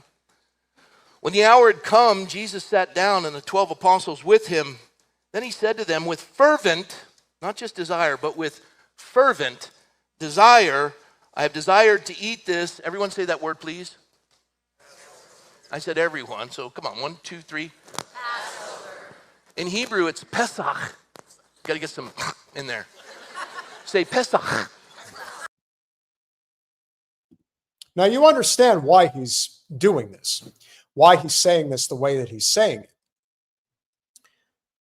If anybody truly follows the bizarre, apocalyptic vision of the evangelical church, the only respect or love therein that they have for the Jew is to get them all into Israel for the final judgment. Now, do I think that this dickwad believes in the final judgment or anything related to the book of Revelation? Probably not. But it pays well. So when this guy goes half-cocked anti-Jew, the audience laughs. Why? They agree. So when we say that this is all a means to an end, this has nothing to do with Jewish people. This has to do with Zionists. This has to do with money and power. The average Jewish person, like Jen Perlman, fuck her. Who the hell cares? This is about my empire, about my money. The God Speak. What a name. God Speak Cavalry Evangelical Church in Thousand Oaks, California. Boy, oh boy. It would really suck if that person's tax-exempt status went away. Imagine what Rob McCoy would be doing for a living if he didn't have a church to avoid paying taxes. He wouldn't be a pastor, that's for damn sure. He would probably be an insurance salesman. That would certainly follow his trajectory as far as how he goes about making money. Maybe worse. He's got that Jordan Belfort thing going on for sure. I've desired to eat this Pesach with you before I suffer. For I say to you, I will no longer eat of it until it is fulfilled in the kingdom of God. Then he took the cup and gave thanks and said, take this and divide it among yourselves. For I say to you, I will not drink of the fruit of the vine until the kingdom of God comes. And he took the bread, gave thanks, broke it, and gave it to them, saying, this is my body, which is given for you. Do this in remembrance of me. Likewise, he took the cup after the supper, saying, this is the cup of the new covenant, my blood, which is shed for you. When he took the bread, it's called the bread of affliction. Today, it's got stripes and piercings in it. It's got no leaven. In the Seder meal, or also in the Pesach, they call this, it's the only non-Hebrew word in the Pesach. It's called afikomen in the Greek. Look what it means. Look up afikomen. It means he came. Pausing for emphasis. I don't do politics. Communists. So, do you hear what he just did? He just made a sexual innuendo joke as a pastor to his congregation. He came. Pause for emphasis. This is a pious person. At least in the Catholic Church, there is no fucking around with that type of language. Innuendo, forget it. You are not in church to be entertained. Yes, you can throw a joke every once in a while. There's nothing wrong with that. But in good taste and in good faith. That's not what this is. That's lowbrow. That's disgusting. Who wants to go to church to hear their pastor make a joke about ejaculation? I don't know. I don't go to church, so I wouldn't know. But this is definitely I should just say, I don't go to church regularly. Let's put it that way. But for those who do, I'm pretty sure that your pastor or minister or priest does not talk like that. And if they did, you probably wouldn't stay there very long. Just a thought. I think 9% of the Knesset is Muslim. You won't find that in the Palestinian territory. A Jew enters there, they're going to die. That was some of my Jewish friends. I provoked them to jealousy. I said, "You're the root. I'm grafted in. You carry the moral law, the Decalogue. You're more strictly judged by the world. You're reviled and hated. Even within your own camp, there are those who seek your destruction." Israel was the most vaccinated country in the world. Probably the most educated. Many globalists, communists. I think 9% of the Knesset is Muslim. You won't find that in the Palestinian territory. A Jew enters there, they're going to die. So not only is he preaching propaganda, he's preaching false propaganda. If you're a Jew and you go to Gaza, you're going to die. No, if you're a Palestinian, you go to Gaza, you are dead. Because the Israelis have perpetuated the biggest Holocaust. We went from mass murder to genocide to Holocaust, which is what it is. And it's the worst, perhaps since World War II. But if not, then certainly the worst since Mao Zedong and Communist China. And that's over 2 generations ago. And what do those all in the past have in common that you do not have today? They were not filmed in full view of the world to see. But Israel's is, and it's still going on. And probably worse now than ever because we've been trying to draw attention away from it. Now all the hostages are released. What the hell do you think is going on now? Now it's a full-on massacre. Get them all. Because that's our territory, right? You listen to the Zio scum, Jewish or Christian, and they all sound the same. It's our land. Conquer, destroy. Well, in the case of this douchebag, it's not just conquer, destroy, but it's lie through your teeth all the way to the bank. Bad vibes. The Palestinians enter into Israel. This Pesach is critical. Jesus said, as often as you do this, Luke 22:19, do this in remembrance of me. Go to the next slide, I guess. If you follow along as I'm talking, I can't see behind me. No, you just like to copy off of paper because you don't actually have an independent thought in your head. This is an act, a very well-paying act, but an act nonetheless. What is this in context? What is this? Luke 22:15, then he said to them, with fervent desire, I have desired to eat this Passover, Pesach, with you before I suffer.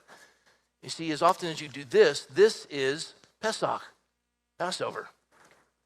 For indeed, Christ, our Passover, was sacrificed for us, 1 Corinthians 5:7, Mark 14:25. Assuredly, I say to you, I will no longer drink of the fruit of the vine until that day when I drink it new in the kingdom of God. Mark 14 was another of saying that at his second coming, when Jesus would sit at the throne of David in Jerusalem to establish the kingdom of God on planet Earth, that Jesus in Passover connection would continue. God's divine redemption plan would again be celebrated, but this time in its completion, as Jesus promised, it would be the time of the apostles would reign with Jesus in Israel and judge the 12 tribes of Israel. By the way, our Messiah and our Savior is Jewish. His mother's name was Miriam, not Mary. I know that bothers some of you. Where's that coming from? For 1,700 years, much of Christendom has been on a course inspired by the removal of the celebration of communion from the context in which Jesus so passionately intended it to be understood and celebrated, the context in which he gave his life on the cross. Romans 11. And if some of the branches were broken off, this is 17 to 18, and if some of the branches were broken off, and you Gentiles, being a wild olive tree, were grafted in among them, and with them became a partaker of the root and fatness of the olive tree, do not boast against the branches, but if you do boast, remember that you do not support the root, but the root supports you. Amen. I know it's going to be hard for some people to hear. Christianity can't exist without Judaism. They're the root. I didn't say it. The scriptures did. You can twist it. Well, that's what you've been doing the entire time, is twisting the word of the Bible for your own economic and political gain. Now, let's assume for a moment that there is no Christianity without Judaism. Okay. Does that still excuse their genocide? Does that still excuse their systemic control over our nation? Economically, socially, politically, religiously, at home and abroad? I'd say that's a big problem. I would imagine that just about everybody in the chat and the overall consensus in the political arena would agree. And yet here you are trying to grift off of Charlie Kirk's dead name and just make money and gain more power. And you have no shame. Zero shame. Credit where credit's due. He really has no shame.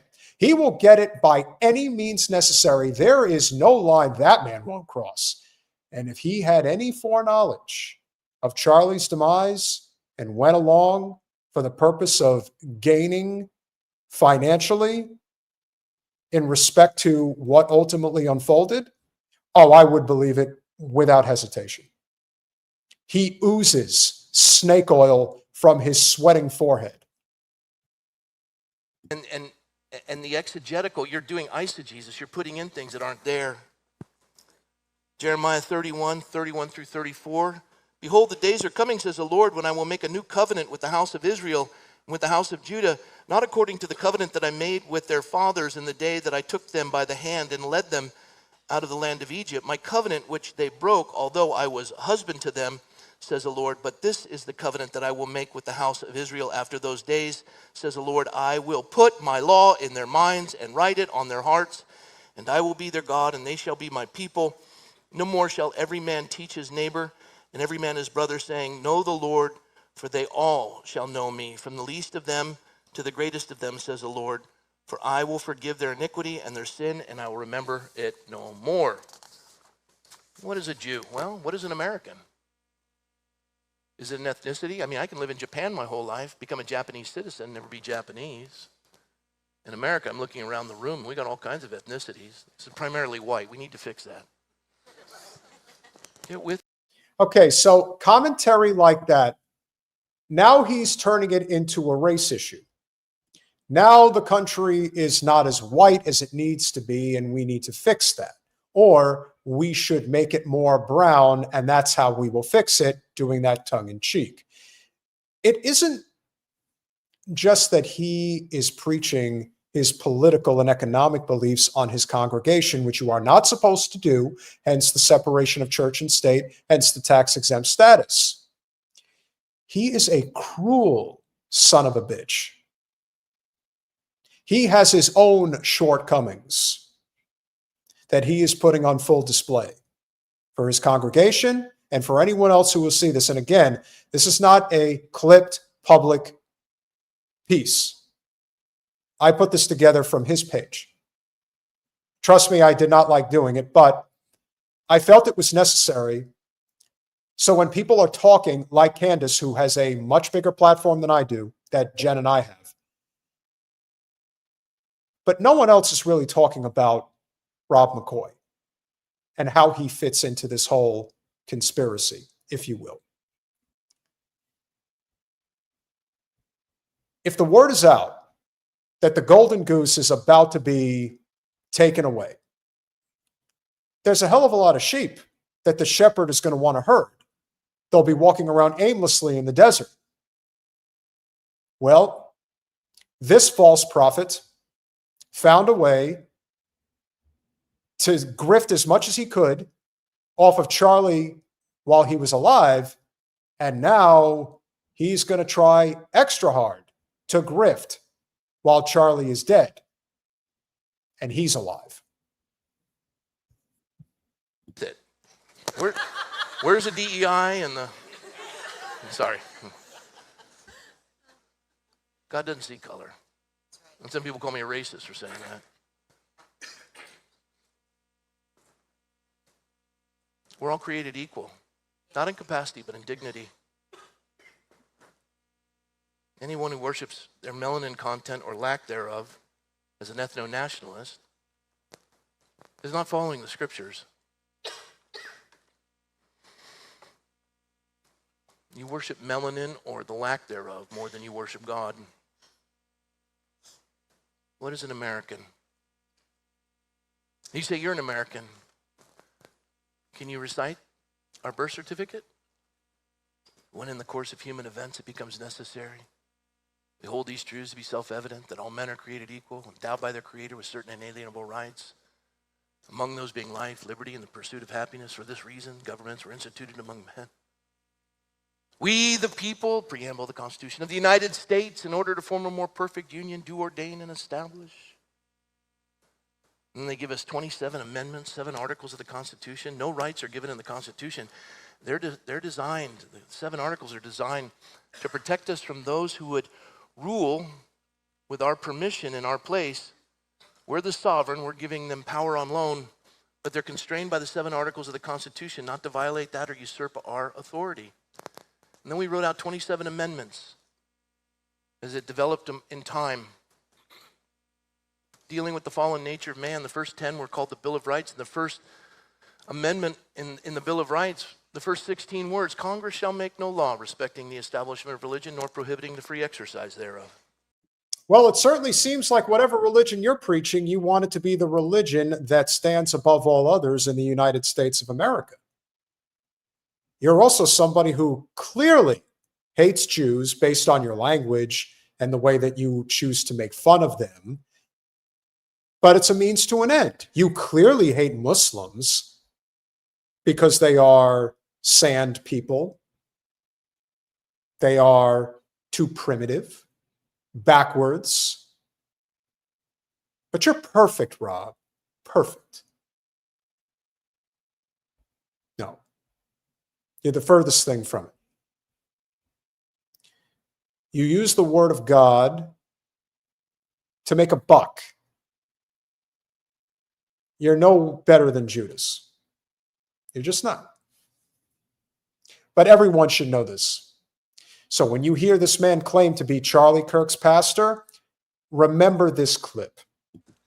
No government will ever get in the way, they said, of man freely worshiping God. They didn't declare a specific denomination, but as long as you could subscribe to the birth certificate and the 7 articles of the Constitution and didn't demand adherence or die or pay tribute as Sharia law does, which is not workable. It's an anathema to a constitutional republic. And a lot of you don't want to stand for that. You'd rather be angry at Israel than stand against Islam. Charlie pivoted at the last pastors' conference in Terranea. He was getting beat up on both sides. He was called a Zionist from one group, and he was called an anti-Semite from the other group. So this man just said that you would rather stand against Israel and stand with Islam. I would, if I had to stand with Islam in order to stand against Israel, I would. And if that's not necessary, you're showing your whole ass, man. How do people hear this and not soundly reject it? I guarantee you, this man's never walked into a mosque, doesn't know anybody who's Muslim on a personal level. And now, for the coup de grace, he is evoking Charlie Kirk to suggest that Charlie agreed with his disposition, Mr. McCoy's. Not a chance. We'll finish it up.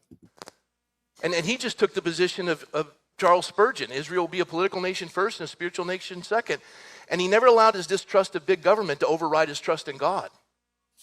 But he still questioned government. And then he'd be called an anti-Semite. And then he would stand for the ancestral right to the land and that their sovereign borders were invaded and that they're God's chosen people, and he'd be called a Zionist. And yet in the end, it was clear that Charlie had changed his position in a very profound way. You know it. Everyone else within his circle knows it. And there was way too much money and power sitting on that table that was going to be lost if Charlie Kirk took Turning Point USA in another direction. And he was prepared to do it. And we saw what happened. And now somebody like Rob McCoy is trying to pick up those pieces and bear false witness on Charlie Kirk. For what purpose? More money and more power.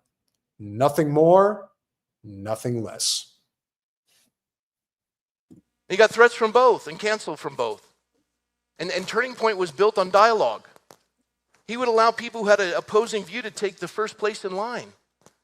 People were, why are you allowing Tucker? I don't like him either. I think he's changed, but let him come out. He represents a very large portion of 18 to 30-year-olds. He wouldn't do a debate, I don't think.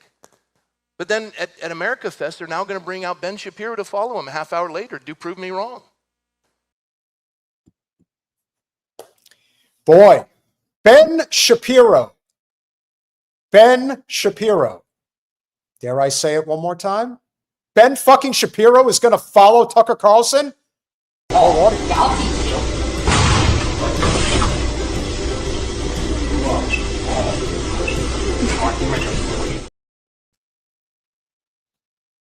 Good luck, Rob McCoy and every other grifter out there who thinks that they are going to stop the disintegration of the U.S.-Israel Judeo-Christian relationship.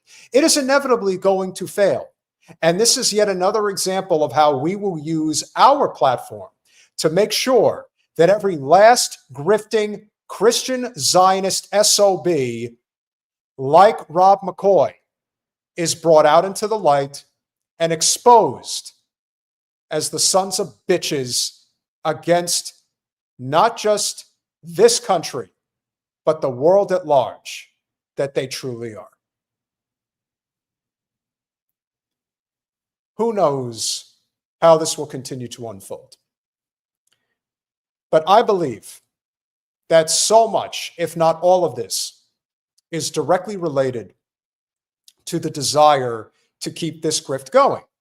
And one thing you probably all notice, ladies and gentlemen, is that as they get more desperate to try to keep this grift afloat, the more people will come out against Candace, against Tucker, even Nick Fuentes. They will continue to speak ill of what the America First movement is doing, because we all know that that is the movement in question that truly matters. The America First movement is the future. And that movement will not include the state of Israel. I think universally people recognize that. And that's why we have to bring as many people together as we can. Now, I bring this up because we take this conversation to another route when it comes to these grifting pastors. Now, this one is a very short clip, but it kind of hones in on the fact that you've got people that are trying to work for Turning Point USA right now that have a lot to say about Candace Owens, for example. And I did say that I was going to defend Candace Owens. And here's why. This pastor, who I'm sure you all have seen making the rounds lately, John Amanchukwu, I think that's how you say it. I don't know how they drag these people out of Bumblefuck USA. I doubt that John is coming from a place of wealth and power like Rob McCoy is. But nevertheless, another Christian Zionist preaching to the Turning Point USA crowd about not the gospel, but about evil people like Candace Owens. So contrary to what Candace Owens is saying, who's spending her time trying to tear down the legacy of Charlie Kirk. First of all, who was this ass clown to talk about Charlie Kirk? I always find it so interesting. It is incredible. You know what it reminds me of, guys? When I was in high school, in fact, my graduating class in high school, several people that I went to school with, and I mean several, like dozens at this point, have passed on. I remember the first one, and this was sophomore going into junior year of high school. It was a car crash. It seemed like everybody knew him. Everybody was his friend. Everybody hung out with him, and everybody showed up at his funeral. Well, it's kind of a similar situation here with Charlie Kirk, isn't it? Candace Owens was Charlie Kirk's friend. This pastor probably never met Charlie Kirk, maybe shook his hand once or twice. But he's the one out here talking on Charlie's behalf of what he believed and what he knew? I don't think so. I think he's there to grift. But as a good friend from the rough and tough areas of Congressional District 25 always said, black faces in high places. Why? Because they're willing to do the dance. And this pastor is willing to do the dance. And then some.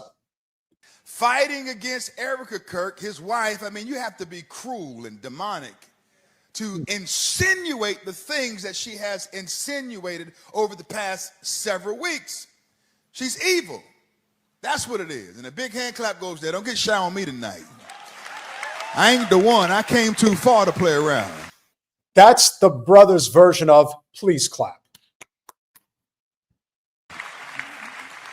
It's evil. It's corrupt. It should not take place. She sounds like a jaded person who wish they were in the role that Charlie Kirk's wife is in, but she isn't. And so therefore she seeks to tear down his legacy. And at some point, her husband is going to have to walk into that podcast room and start unplugging cords. Okay, so we just got a big dose of chauvinism. We got a big dose of bearing false witness again, because again, this person is claiming that Charlie Kirk was something that he wasn't. And Candace Owens is fighting for justice for her friend more than his own wife is fighting for his justice. It couldn't be more obvious. Candace Owens genuinely and deeply cared about Charlie Kirk on a personal level. This is a separation entirely from the business side. This is a personal relationship. And there is no one on the face of this earth that could ever convince otherwise that Erica Kirk cares more about the father of her two children than the person that Charlie was able to rise up the ranks in the political arena with over the past decade plus. No one can convince me otherwise, and I highly doubt that anyone else would disagree. If you're being objective, of course. I mean, by now I would have already done it if it was my wife.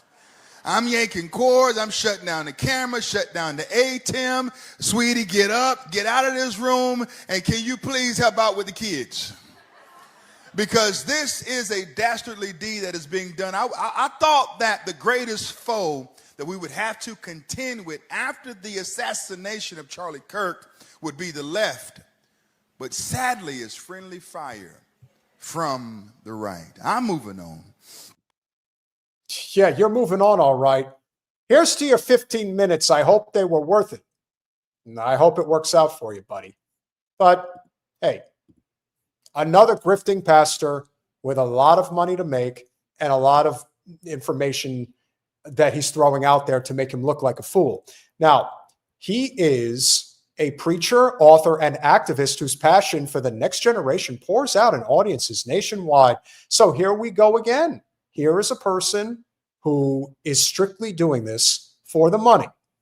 And Turning Point USA is all the more ready, willing, and able to bring in as many grifters that they can. Remember, Charlie Kirk was the most exceptional grifter in right politics that I ever saw. And I mean that in the most respectful way possible.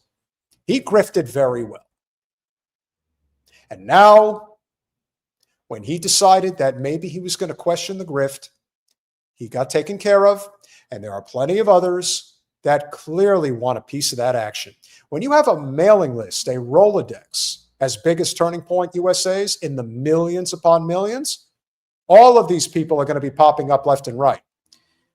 But as a follow-up to that, somebody who I'm not too familiar with, this young lady says that she went to a faith-based event, and the person's name is Patrice.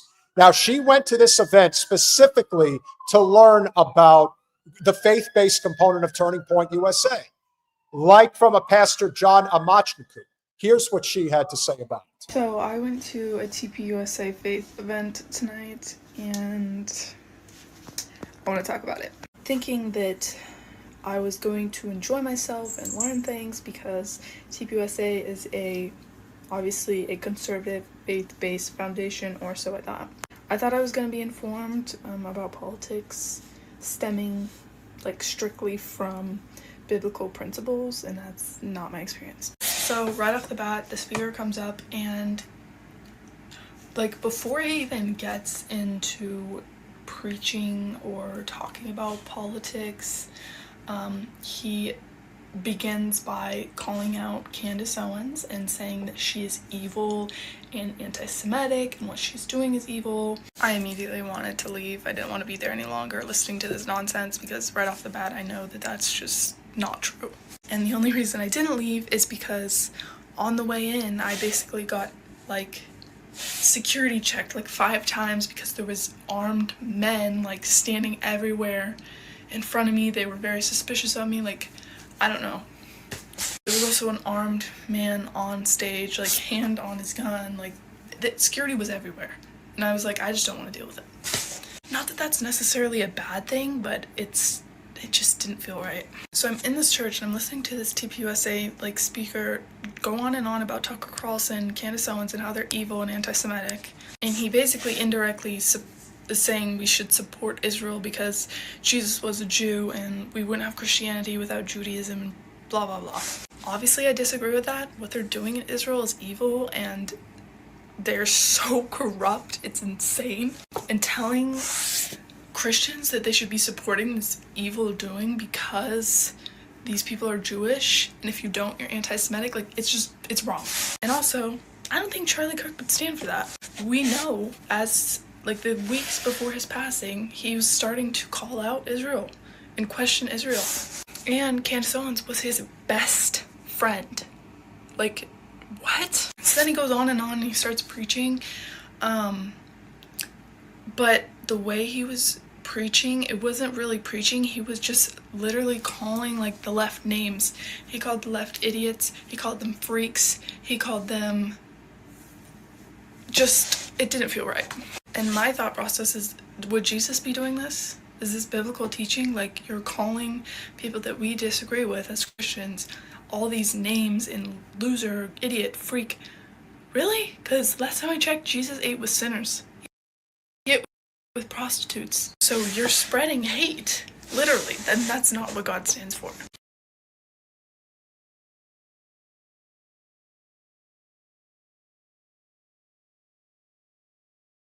And whether you're religious or not, that is not what God stands for, if you believe it.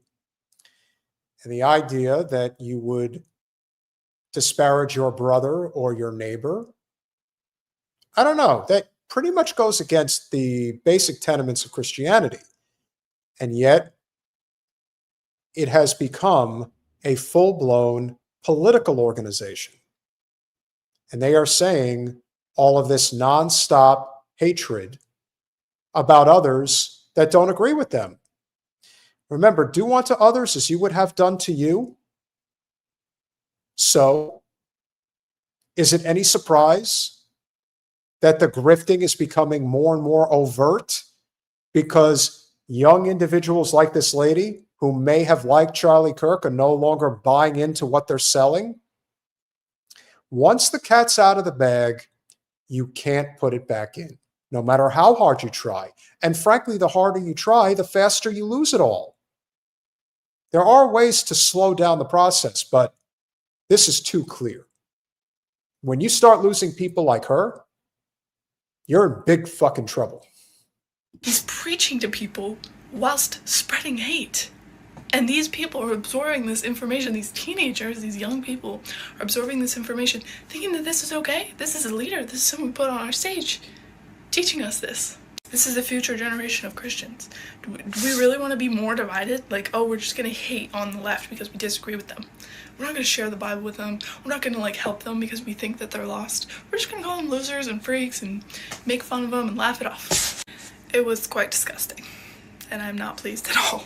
So basically, I didn't learn a thing. He spent the entire time talking about liberals and how they're stupid and blah, blah, blah, and like how men shouldn't be in women's locker rooms and women's sports. And I'm thinking, we have more important things to talk about as Christians in this nation than things that we see plastered all over online. Like, yeah, we all know. We know that men shouldn't be in women's sports. We know that they shouldn't be in women's bathrooms. That's not the most important topic, okay? Smart young lady. Seems like she's got her shit together, and she believes in God. Respect. As I've been saying, I agree with her statement regarding the specifics regarding trans athletes, the bathrooms, etc. But it's all one big distraction from much bigger problems. That's why we talk incessantly about it, and it's plastered all over the media. If we go to war with Venezuela, that will be focused on incessantly, rather than the fact that the average person can't afford shit. And so let's say that we invade Venezuela and we take over the oil reserves after killing tens of thousands, if not hundreds of thousands of Venezuelans. Do you really think the average American is going to truly see a benefit from the trillions upon trillions in the crude oil reserves. No. This is going to be to the benefit of the rich and powerful, as they have always had control over every resource, power structure forever, but now more than ever. And so I ask you all, what do we see as a righteous future? We don't need to find it in church. What we do need is to recognize we are in a revolutionary period and have to act accordingly. At what point do we band together as a nation and stop beating around the bush about the fact that we are becoming a failed state? If we were doing so well, why would we need to invade Venezuela unprovoked, my God, and go in there and systematically take over their resources that they own? And for what risk? Who believes that this is acceptable discourse? It isn't. That's why I get extremely hyped when I see the grifters grifting off of the desperate and the scared and the lonely, particularly in Christian Zionism. Jewish Zionism is almost exclusively financially based political maneuvering. Christian Zionism does have a deeply religious component as a part of its overall ideology. And they use that to hurt people. Pastors like John Amanchku, pastors like Rob McCoy, they are going to support war in Venezuela. Not that they may necessarily come right out and say that they support it, but they'll justify it. They'll figure out a way to talk positively about it and say that we need this. Venezuela is bringing fentanyl and drugs into the... It's all bullshit, obviously, but it doesn't matter. If you're a Judas, if you're taking the shekels, then you will take them and you will bark like a dog on your hands and knees for a few more, if that's what allows you to continue your grift, or dare I say, grow it. There are a lot of bad, evil doers amongst us.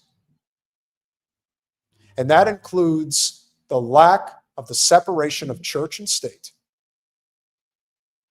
And it upsets me to no end. I hope when Jen and I go live on Monday that we are not in a war with Venezuela. I hope that cooler heads will prevail. But I won't hold my breath. I thought I was going to have enough time tonight to cover the Macrons, but perhaps we will do that on Monday. In conclusion, I worry about the state of our country because I love our country. I don't love the people who run it, but I love the idea of what America is supposed to be. And that's how I felt when I was at Sagamore Hill, Teddy Roosevelt's compound, earlier today. I felt at home. I felt amongst somebody that inspired me. And he does. I don't feel too inspired by the people that are supposedly leading the initiatives today. And though I worry about where we're going, I don't lose faith. But I believe that there are times where we have to speak up.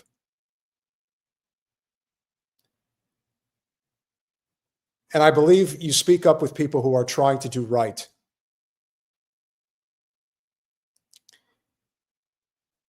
When it comes to the Macrons, I don't have the energy to go another 30 to 45 minutes right now. I have to get on an airplane early in the morning. But if Jen's up for it, we will discuss it on Monday. There isn't anything particularly unique about the Macrons when it comes to whether or not Brigitte Macron has male genitalia. Do I think it's pretty sick and vile that this person is a sexual predator who was 40 years old when she first got together with Emmanuel Macron when he was 14? Yes, I do. And if anybody does not think so, then there is a big problem. Because we all know, no pun intended, that if a 40-year-old man was coveting a 14-year-old girl, well, we all know what the reaction to that would be. Wouldn't be good. But the depths of which the Macrons, in terms of where they go and their connections, the Rothschilds, the big banks, Israel. Oh, it's deep.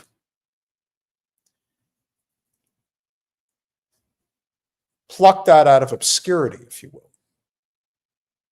And for a while, I didn't understand why Candace was flying so close to the sun with the Macrons.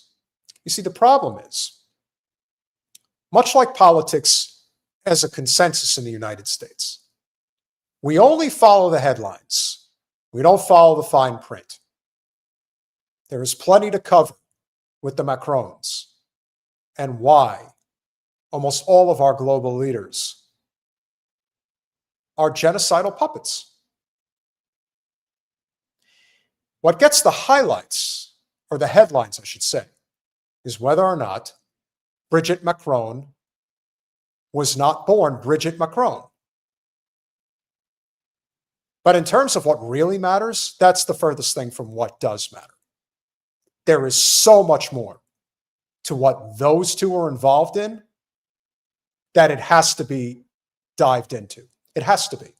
And now that Candace is off the air for how long, who knows, I still say that she's very good at playing her cards, building her empire. She said she took off a week. It happened to be Thanksgiving week, but nevertheless.